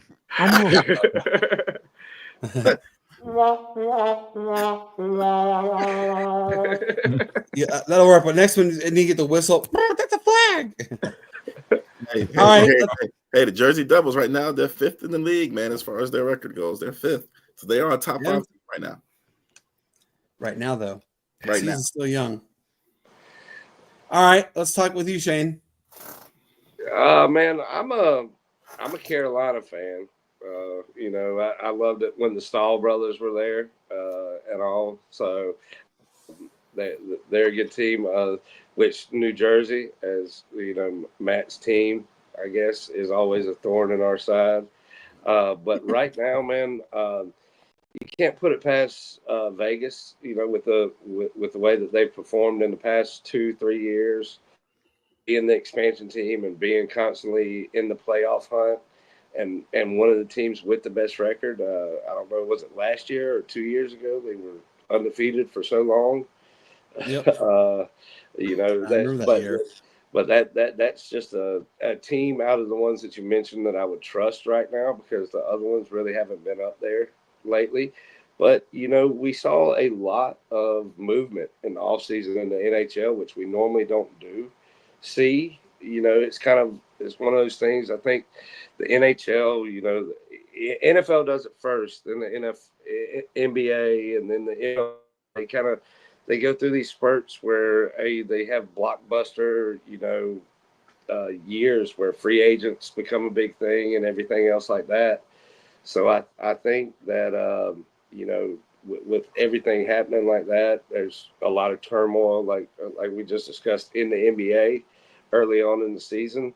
That's why we see a lot of these teams that normally aren't up there with the best records, be up there. But time will tell. But the one team out of the ones that you mentioned that I would trust to make it run in the playoffs right now would be Las Vegas. What about you, Hank? I am not okay. I'm like this in baseball and hockey. I follow a few teams, and that's it. The teams that you're talking about, I have no idea, so I'm going to have to pass. Okay, no worries. I'm going to go with you on this, Shane. The Vegas Knights are the team to watch. They really are. They absolutely are the team to watch. They catch you at the right times. They get hot at the right times. And I don't just mean that because it's hotter than Hades over there. They get hot at the right time. So we'll see. Hey, let's switch it up real quick to college football again. And let's talk about Alabama. Why am I talking about Alabama? And Matt, why do you think we're going to talk about Alabama? Players, coach has to be something with coaching. Actually, it's a player. Oh, running back. Justice Haynes said, "Hold my beer. I'm going into the transfer portal," and he has left. He finishes his Alabama career there as the third leading rusher with 448 rushing yards on 5.5 yards per carry and 7 touchdowns. He does have 2 more seasons of eligibility next. Where do you think he now look, he is from Buford, Georgia, which and Hank, I don't know if you know this. Okay. Buford, Georgia has a $55 million sports complex, Buford High School. Really? Buford, Georgia, $55 million sport complex. Yes, it's unfathomable. I drove by the other day. Insane. Wait a second. And this is for high school. Yes. Oh, yeah. Georgia's catching up with Texas when it comes to high school sports. Okay, football. yeah. I would expect that from Texas, possibly southern Louisiana, but not here. Not in Georgia. Oh, yeah. They're catching up. Yeah, No. so it's he is from Buford. I think it's going to be personally. I could see him. I can actually see him, Matt, going to your boys. But I think he will go back to Georgia, back to his hometown in Georgia. I think it'll either be UGA or Georgia Tech. What do you think? I think it's going to be UGA. I don't think he's going to go to Tech due to the fact Tech's offense is very heavily centered around their quarterback, and I'm pretty sure that's kind of why he's leaving Alabama, because their quarterback is their leading rusher. So I think he's going to go to a more traditional offense, more drop back pass offense, or just run out the I formation or just something like that. Then I think he's going to go to a more traditional offense.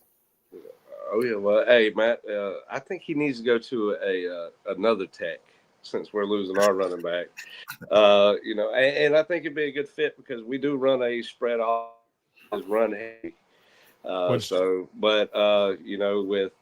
With him being from Georgia, ETN leaving, that's going to open up a spot for another running back. And we see the transfer portal for what it is. I mean, there's plenty of good players out there, and it depends on your coaching style, your coaching staff, the fit for the team, and the person as the individual. Also, is going to depend who can give him the most money. Like I said, the person and the individual. I mean, we saw Soto turn down staying with the Yankees because he wanted his own suite. Yeah. And that's really what tipped the Mets over the edge. Yeah. So I mean, it's that person, what they want, and with college football, especially the way it is now, it is about that. And of course, who doesn't want to drive a Lamborghini to work every day? Exactly, right? Right? I can't hear you, Brandon. Yeah. You're on mute.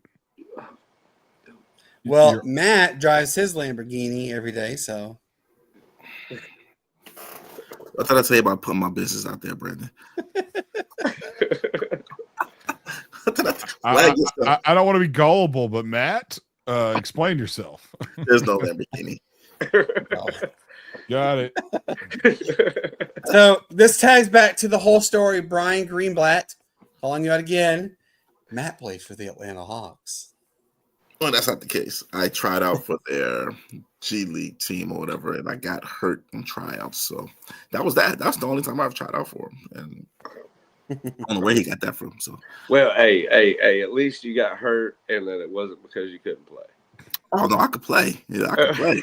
You know, that wasn't the case. I could play.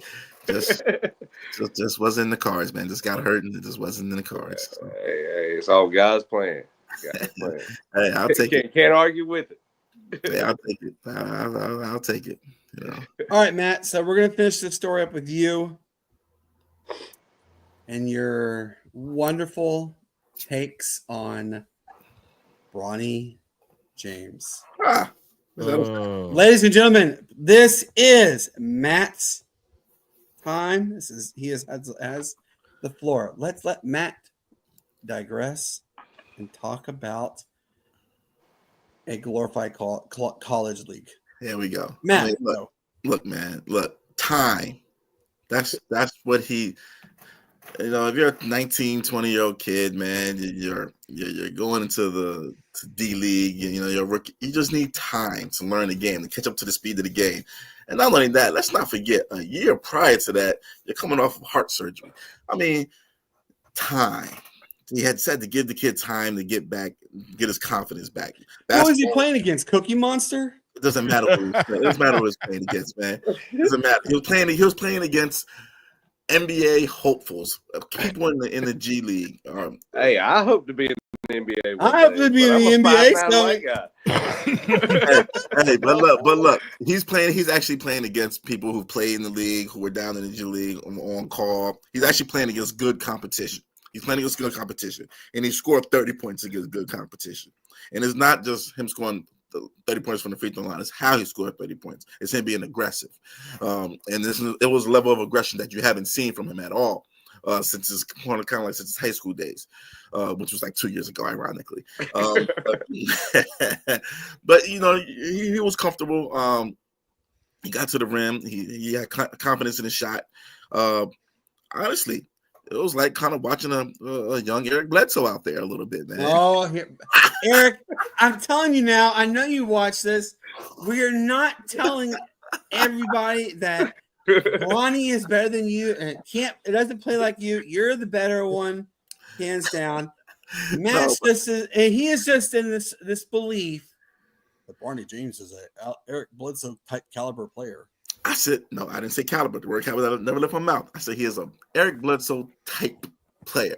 You know, type player, you know. Yeah. More of a combo guard. You know, played defense, played the passing lanes well, made smart plays. Wait. Do you think Bronny James plays great defense? He plays solid defense. Yes. He never late on rotations. He stick to his man. You know, a lot of basketball is mainly pick and roll. You're gonna see a lot of pick and roll action, and no matter who you play, if you turn on the TV now, you're gonna see a lot of pick and roll action. So teams do that to get the favorable matchup. I got one for you though. Yeah, so you're gonna see it all the time. Go ahead. Addison could lock him down. Okay. Addison's sixth. Let's not. Come on, man. We're not gonna do that. We're not gonna do that, Brandon. We're not going to sully his good name. Look, man, Brandon, you cannot just give the kid his props. He scored 30 points, man. Some people can't score. Some people have never scored 30 points in the G League game, and yet they're role players in the league, and they've been in the league for a while. You know, so he scored 30 points, man. Give him his. You just can't give him his props because he's LeBron James' son. He's LeBron James' son. Like I said before, give him his props. If his name was Marcus Davenport. No, you said Rondell Walker. Okay, if his name was Rondell Walker, again, you will be giving him his props. If it was a kid named Rondell Walker, since it's LeBron James. Yeah. I mean, I guess we're picking on him because of the nepotism a little bit too much. Yeah, of course, and that's there. That's there. It is there. It is there. But at the same time, you got to give props what props to do. He scored 30 points. Now watch. Comes the next game. 5 points. Hey man, inconsistent rookie.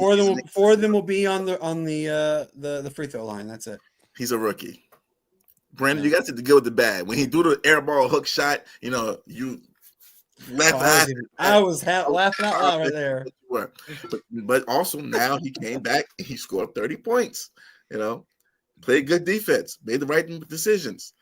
You got to give him props. Congratulations, Bronny. You worked your way from water boy to towel boy. Pick it up, and this time next year, you could be the chair boy. There we go. Yes, thank you. Oh, you're too kind, folks. Yes, I hit it on the nail in the head. Oh, that was actually really good. I loved it. Awesome. That was good. Oh yeah. Well, my biggest question when it comes to the James family is where's LeBron been lately? Yes, so what? Okay, so losing. I have. Okay, I want you. I know Well, it's a fan thing. He's been off the map. Did you guys see this weird picture that I'm hoping to hell it's like artificial intelligence 100%, but he was doing like a night maid. He was in a dress up like someone's maid. Yeah, hey man, artificial intelligence is getting out of hand right now. It's getting out of hand. It's getting. I love it though. I love it's it. I love it. It's some of the funniest stuff I've seen. It is. That's true. I'll send y'all some good videos of it. But it's getting disrespectful. It's been disrespectful. Yeah, but I too want to know what is going on. Is he pulling a Devondre Campbell? I don't want to play, so I'm just going to sit down. Devondre Campbell, he's had a nice illustrious career. He played with the Hawks. With the Falcons on that. Wow. 28-3 game. Facebook post right there. And he's a Pro Bowler. He's a Pro Bowler. He just realized he just had his. Oh, he's a bowler too. What does he bowl? He just had his retirement epiphany. It was like Vontae Davis. When Vontae Davis was on the sideline, it was like, you know what? I'm done. And he just. So he just had his moment where he just didn't want to do it anymore right then and there. There, rain game against the Rams. Yeah, arguably one of the worst coaches now, and Kyle Shanahan. Shanahan like that. We're not going to disrespect Kyle Shanahan like that, Brandon. Yeah, we are. He's one of the best play callers in the league, man. So I'll leave it at that. Hey, you want to know why I can say that though? Why is that? Because 28-3. What do you do in a Super Bowl when you're up 28-3? Run the damn ball. Thank you. Simple. Wait, ask Pete Carroll that. I mean, same situation. Yeah. Run the damn ball. You got beast mode back there. You didn't run. They were trying to get Russ the MVP, man. They were trying to get Russ the MVP. Yeah, that's all. But see, even at that, man, it wasn't the offense that let them down. All right, guys, we're going to quickly run down the scores that are lining up for the NFL this weekend, and then we're going to retire for the night because I'm literally working on 2 hours of sleep in 2 days. It's not fun. All right, we saw the debacle last night with the Rams and the Niners. Yes, it's an awesome game, and I'm being very facetious on that. All right, Matt, start with you. First game. The Patrick Mahomes takes on the Cleveland Browns. How badly do the Patrick Mahomes win by? Look, man, the Chiefs has been getting by the hair on their chinny chin chin all season long with these barely victories. With that being said, you know what? I wouldn't be surprised if Jameis has a Jameis type game and they end up beating the Chiefs, man. It just seems like that's what Jameis does. Beat teams he's not supposed to beat. So wait. Let me see who's refereeing the game now. I got to make sure. Oh gosh, because if the referees, let's see. I don't see. Oh, Hockley. Ed Hockley Jr. Right? No, Sean Hockley. Yeah, he is calling the game. He's starting to get the Maybe. pipes like his old man. He's starting Hey, to well, get maybe Browns will win. Maybe Jameis Winston wins because you got Hockley who talks like there's a tomorrow. Okay, I like it. All right, next game. I'm going to go to you, Hank. The Bungles take on the Titans. Do I even have to analyze this? I mean, it's the Bengals all day. It speaks for itself. I mean, the Titans aren't even putting an effort up, and I think You want to know what it is? What's that? The reason why the Titans are so bad is because they don't have enough mayo in their coffee. No, they don't. Thanks, Will Levis. Disgusting. Matt, that's a true story. Look it up. I know it's disgusting as hell. I know it's true. Hey, look, man. If the Bengals had half a defense, Joe Burrow would be the MVP front runner right now. Oh, absolutely. Hands down. There's no effort. I mean, obviously it's an NFL game, but there's just not as much effort that's going to have to be performed by the Cincinnati Bengals this week to beat the Titans. I'm sorry, all day. I wish I could predict a score above 50 points, but that would be ridiculous.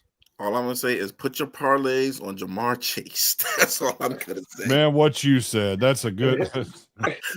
Wait, did you guys see that? Like, there's like a running bet going around that the Steelers will land Jamar Chase at the end of the season if the Bengals don't re-sign him. That's dude. They're gonna freaking what do you call it? They're gonna tag him. they're gonna tag him. Yeah, he's not. If they can't agree, they'll tag him. They're gonna. Yeah. They will tag him again in next year if they don't agree, and they will tag him again in next year if they don't agree. You know. All right, next game, Shane. I'm gonna give it to you. The Redskins. They are traveling to New Orleans. I'm sorry. What, sir? Did I stutter?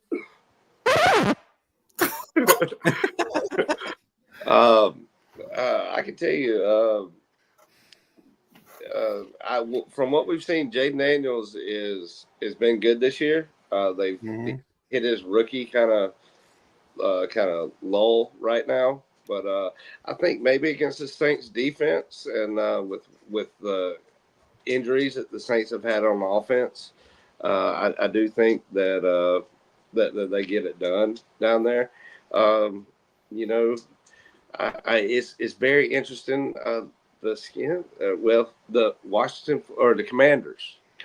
Yeah, we'll go through all three names, but the Commanders, the Commanders. You know, they're solid, and they, you know, when they run their offense correctly, and you know, with Brian Robinson, if he's healthy and back, you know, I think that they can, you know, control the game, you know, keep it. You know, Rashid Shaheed has had a big year for the Saints, and I think, you know, that if they can keep the ball away from New Orleans offense, that'll definitely be a game. But I think that Jaden Daniels comes out that rookie slump this game, so I got the Commanders. All right, Matt.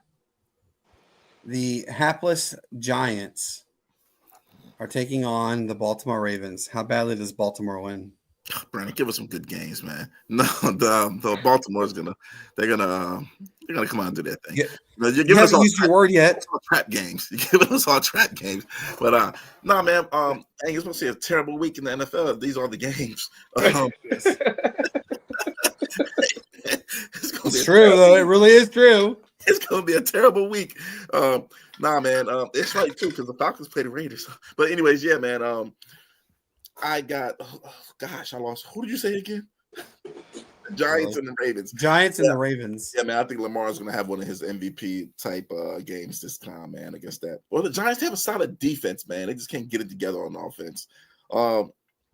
Yeah, Ravens. I think the Ravens win this one easily. Derrick Henry goes. Derrick Henry. He'll have a signature run this game. It's been a while since he's had one. It's no better way. And keep in mind, folks, this is Derrick Henry's first game that we will ever see him playing football without any dreadlocks. But yeah, it's about dreadlocks, but he has cornrows. It's braided to the back. I thought he shaved his head off or something. He has cornrows to the back. When they said that, I thought he went to old Alabama days where he used to braid him and tie him up. Yeah, it's getting there. He's almost there. He's almost there. I must have missed that, so I didn't see that. You didn't miss much. You didn't miss much. All right, so this one is for Shane. Shane has another one too, but This one is for Shane. The favored Carolina Panthers take on the Cowgirls. Favored.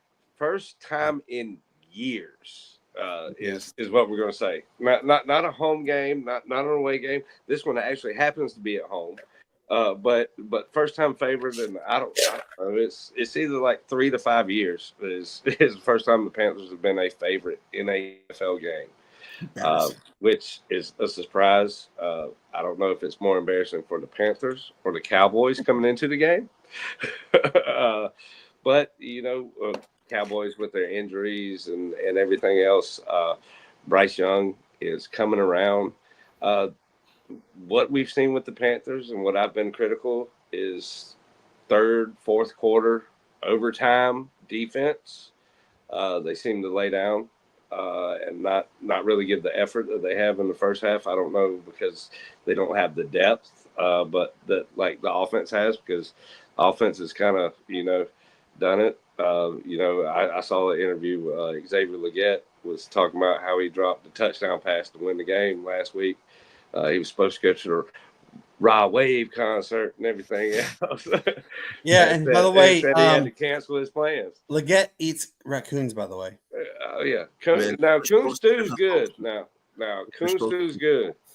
I'm from the country. I've eaten it before. Coon stew is good. It is very technical how you got to cook it for it to be good. It's almost like chitlins. You got to cook them a certain right way, and it's good. But I think Carolina pulls this one out at home. I know I'll be getting live updates from my cousin who's going to be there in a box watching it for the first time. So I'll be getting some videos, some live updates. Probably even share it with you guys if you get some good ones. Especially, say the Panthers win on the last second scoring drive that they haven't been able to do yet. Cowboys are likely to give that up, like we saw with Jamar Chase last week. Right. So hey, I'm pulling for the Panthers. I think they'll pull it out. Maybe 3 to 7 points, but you never know with Carolina. It'd be funny though, is that the final score is 7-3. The way you said it like that. All right, Hank, this is yours. The Aarons are traveling to play the Trevorless Jaguars to see who is worse. Games are terrible. Aarons. Now, remind me, who are we talking about? Aaron Rodgers. Okay. You know what? I just Brandon. I don't know what you're talking about, Brandon. Yeah, Washington Rodgers. Washington Rodgers is what I call it. You knew what I was talking about. The Aarons. I know I didn't, but I'm not as hip apparently. But you done messed up, Aaron. But oh, no, you do that. Yeah. That's right. Take your ass to Oshak Hennessy's office. But no, I'm down. Insubordinate and churlish. Who's the president of the Glee Club? Blake. Balaki, you want to go to World Block? Okay, so we can go to World Block. Notice how serious I'm taking this analyze. No, honestly, I'm going to throw it up in the air and probably give it to the Jaguars in an upset because there has been some signs of like better chemistry. There's been signs of, what is that kid's name? He's their wide receiver, man. He got like 3 interceptions like 2 weeks ago, and I'm trying to think of what his name is, but I think that Aaron is not easily pick offable.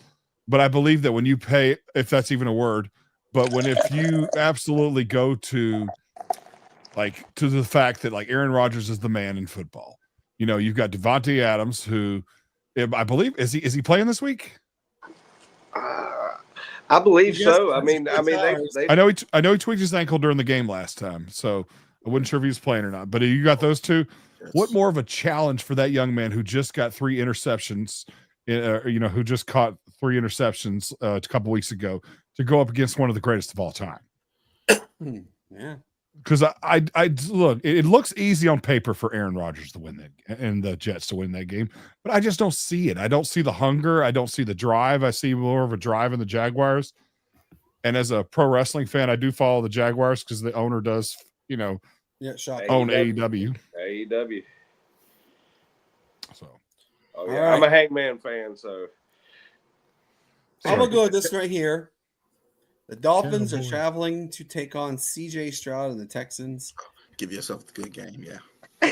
You know what? I'm sorry, sir. I'm gonna throw a 30-yarder on you, 30-yard penalty on you.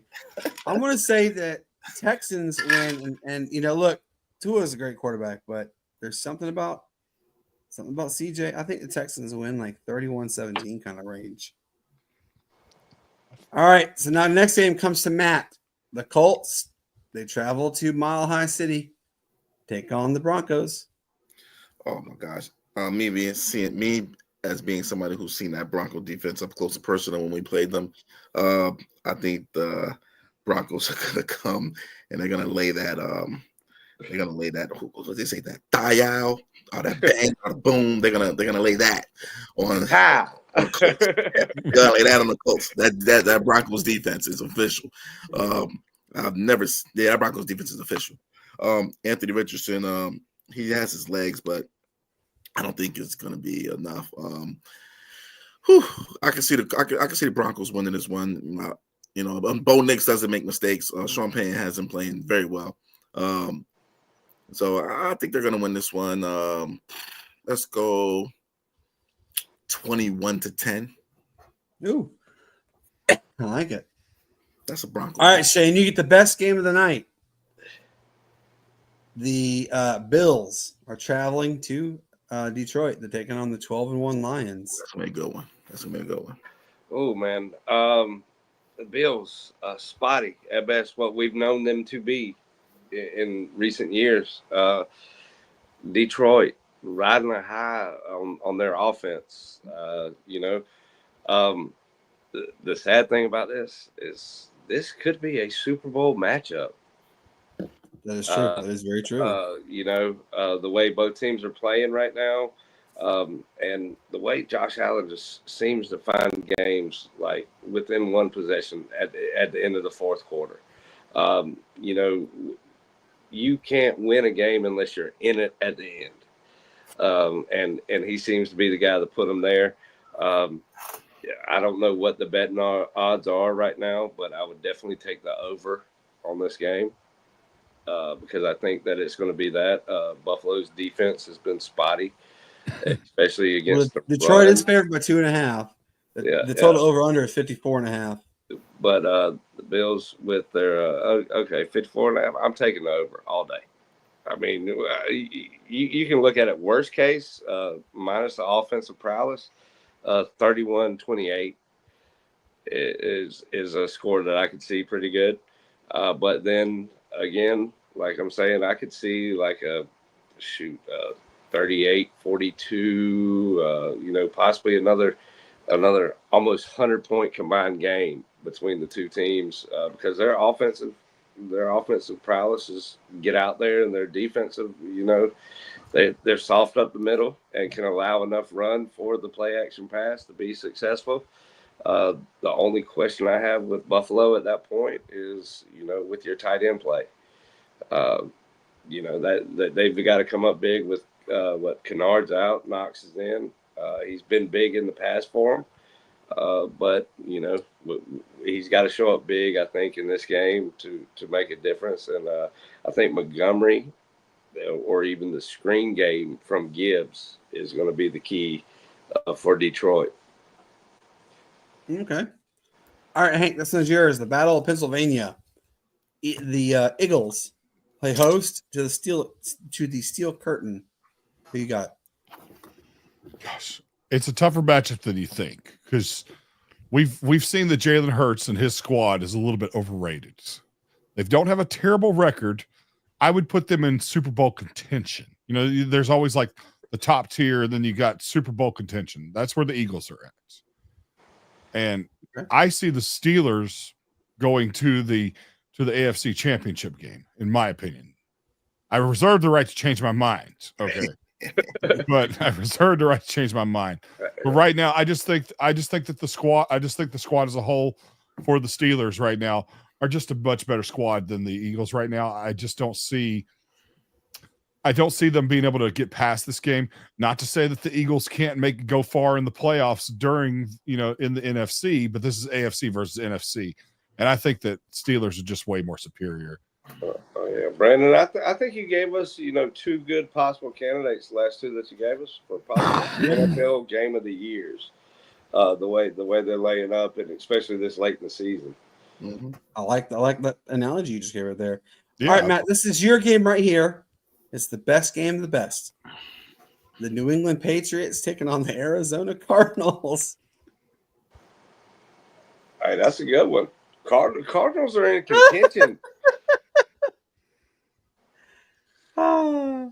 That's just sad. Wow. You know what? You're right, Brendan. That's gonna be a great game for the Arizona fans. Oh, you're throwing a flag at me. You know what? Flag you. Oh no, I got one better. I got a yellow one.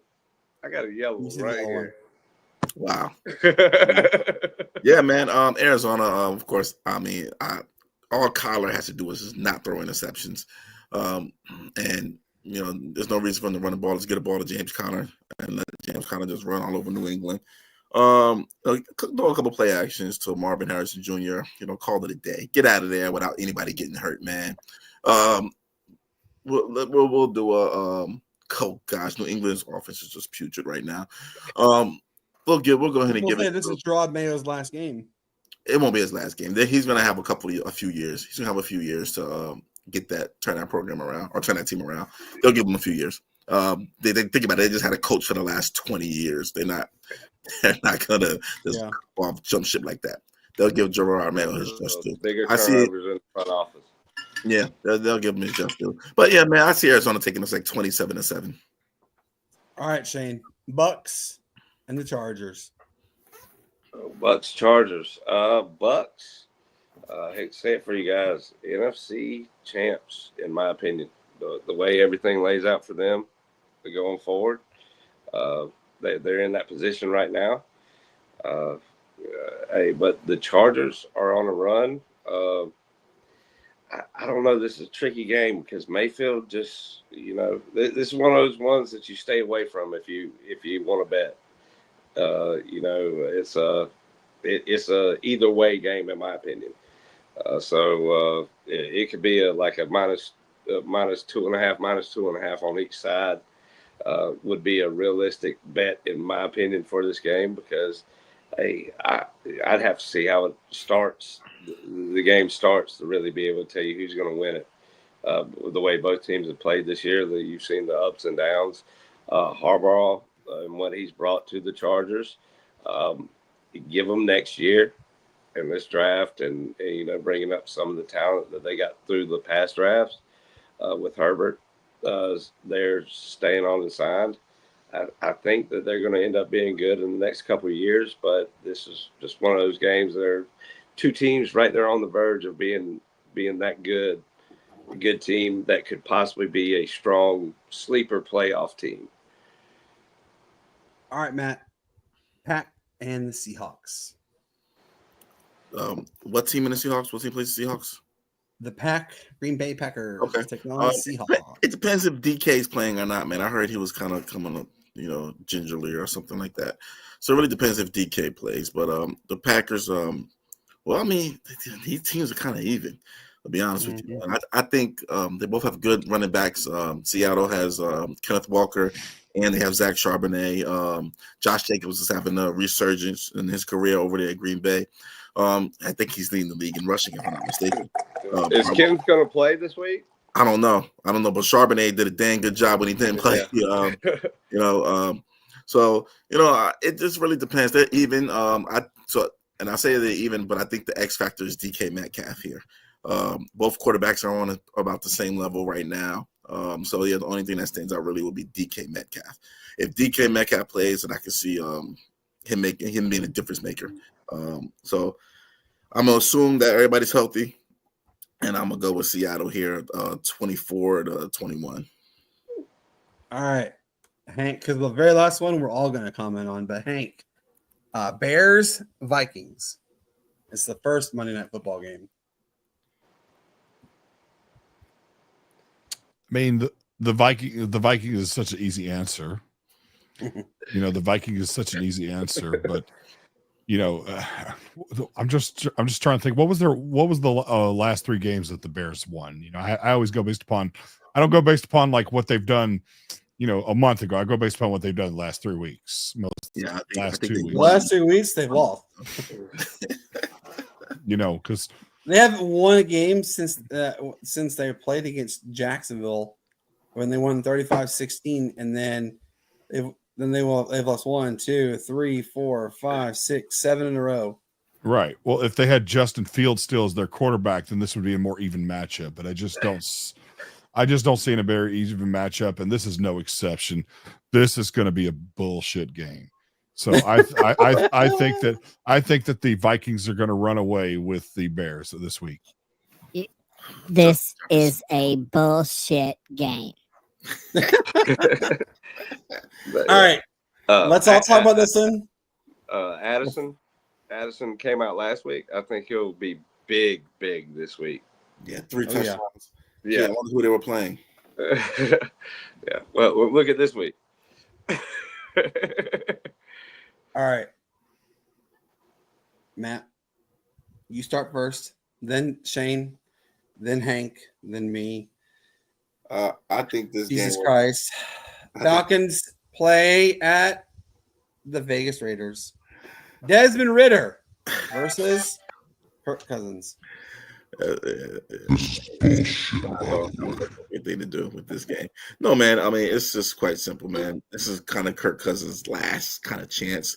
I feel if he comes out and throws a dud against the Raiders, I have a feeling we'll see Michael Penix going forth. There's no way he could throw a dud against the Raiders, right? Or is it more so an Atlanta thing that he does? And watch Desmond Ridder come out there and look like Tom Brady. That would be ridiculous. That would just put the nail in the coffin right there. But that's the Atlanta Falcon way. That's how it happens. Things like that just kind of happens with this team. So I don't know. And honestly though, man, looking at it looking at the book standpoint, looking at it on paper standpoint, the Falcons have the better team, better offense, better defense, better players, better quarterbacks, better receivers, better running backs, better. They have a terrible, but better defense. The Raiders have a better tight end than Atlanta. Well, Brock Bowers is going crazy, but that's because he's the only option. Well, he got Jacoby Myers there, but Jacoby Myers, Brock Bowers is the only option. I look at it like the Allen Iverson effect. I call it the Allen Iverson effect. If you shoot 40 jumpers, 6 or 7 are going to fall.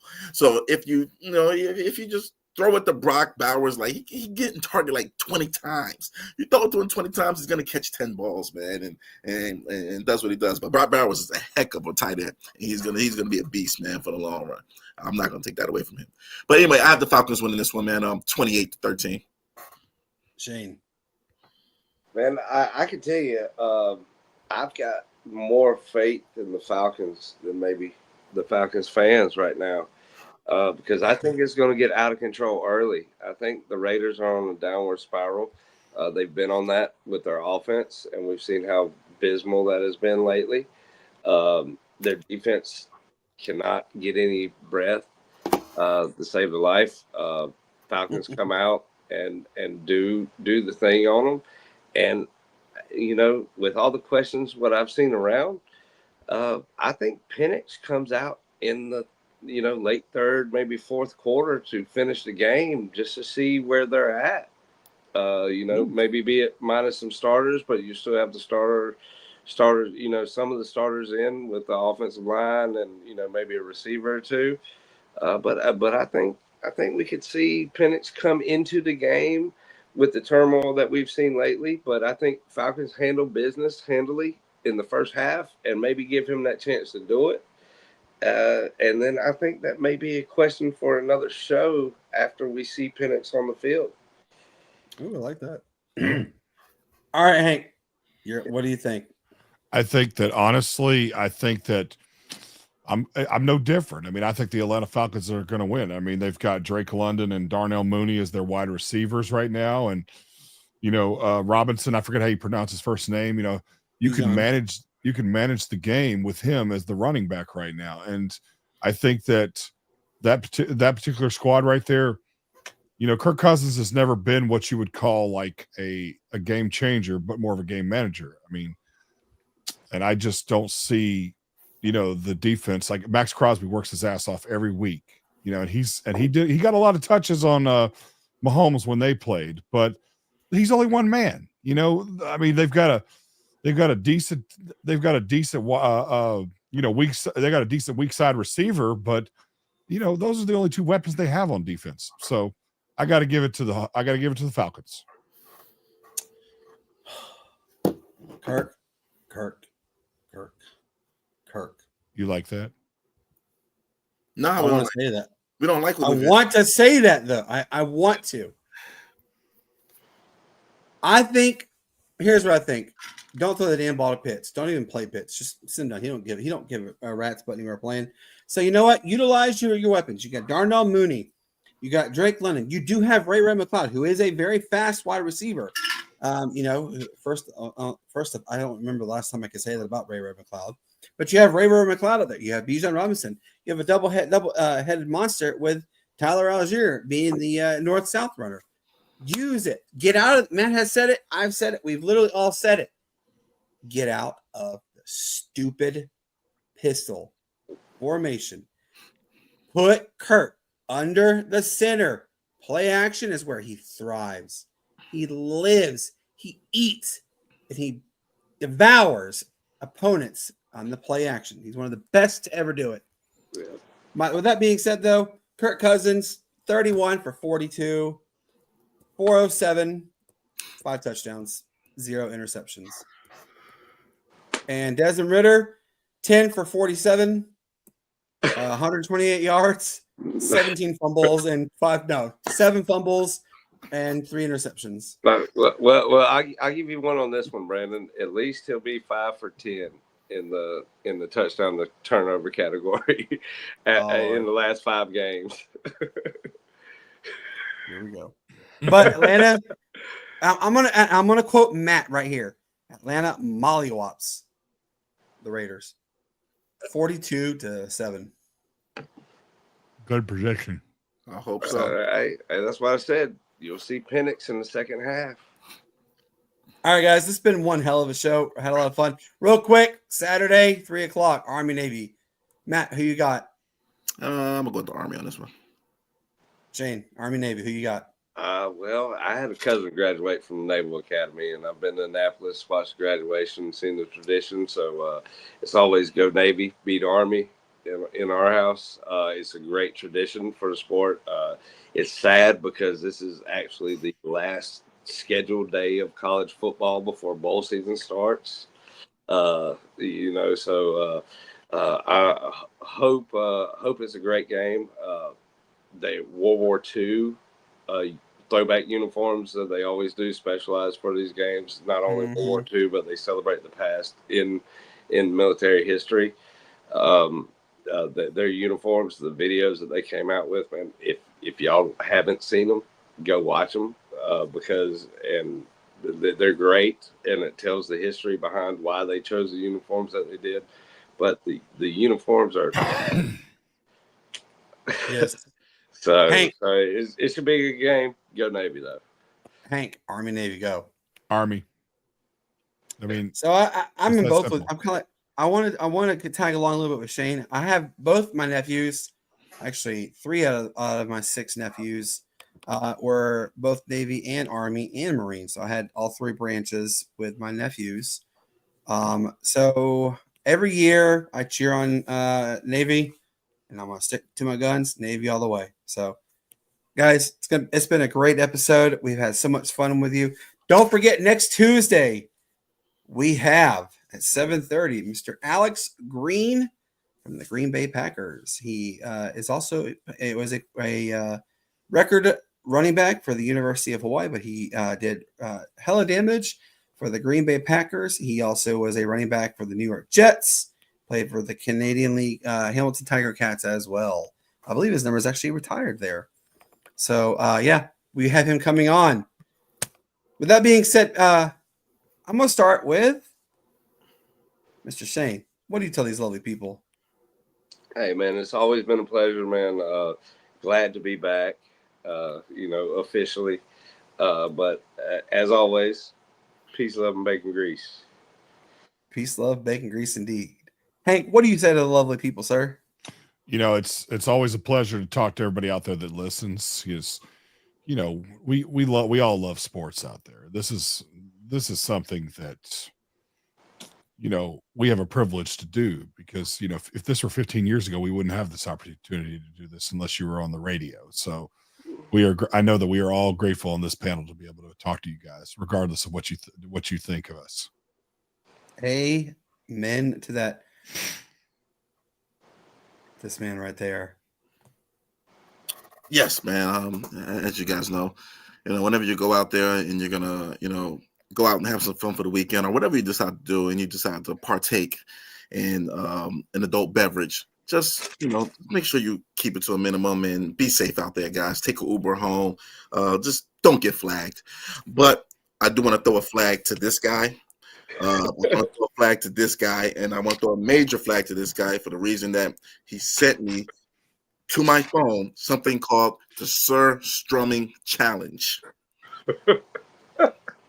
where people open a can of my God, that whole video was the best. Come on, I was open cans of rotted fish, and as soon as the smell hits them, people just start everywhere.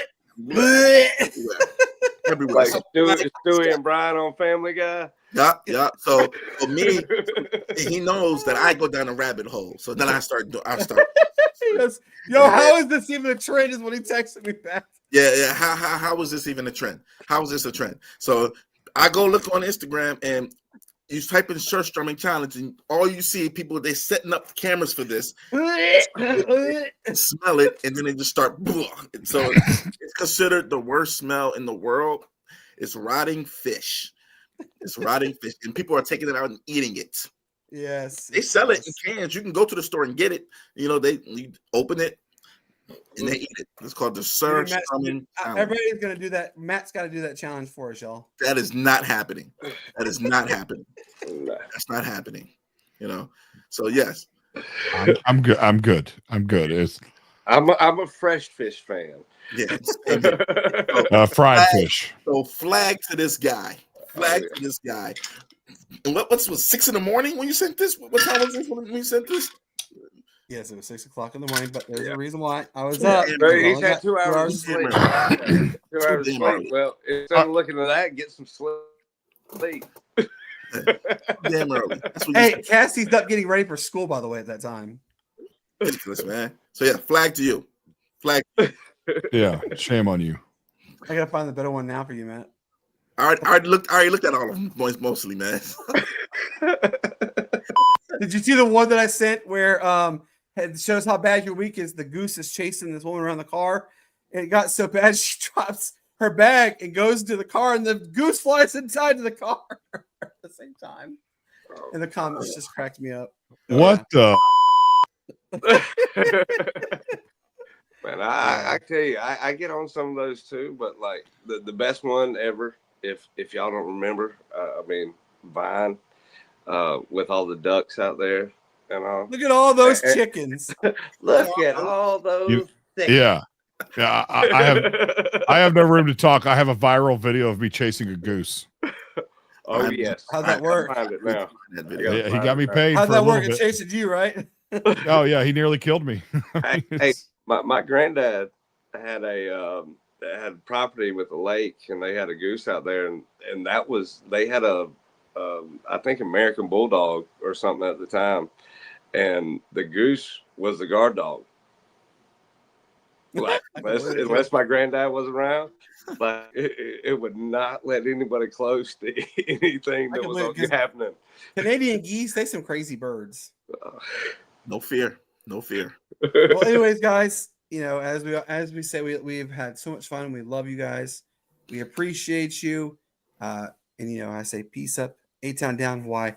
Greatest sports city ever. Desmond Ritter, you are going to go down. And you're going to wish you had played better because Atlanta going to mollywop you. They're going to wax the floor. Mr. Miyagi, wax on and wax off. Guys, it's going to be chilly. It's going to be rainy, chilly this weekend for most places. If it's not, have fun. There is talks that we may have a white Christmas here in the upstate of South Carolina and all of North Carolina. Still too early to say, but they're talking about it. With that being said, guys, go home, get some rest. It's 9:41 at night. That gun, we've been on for hours. Guys, we will talk to you again on Tuesday. Remember, 7:30, Alex Green, Green Bay Packers, will be on the show. Until then, we'll talk to you soon, and have a great weekend. Bye.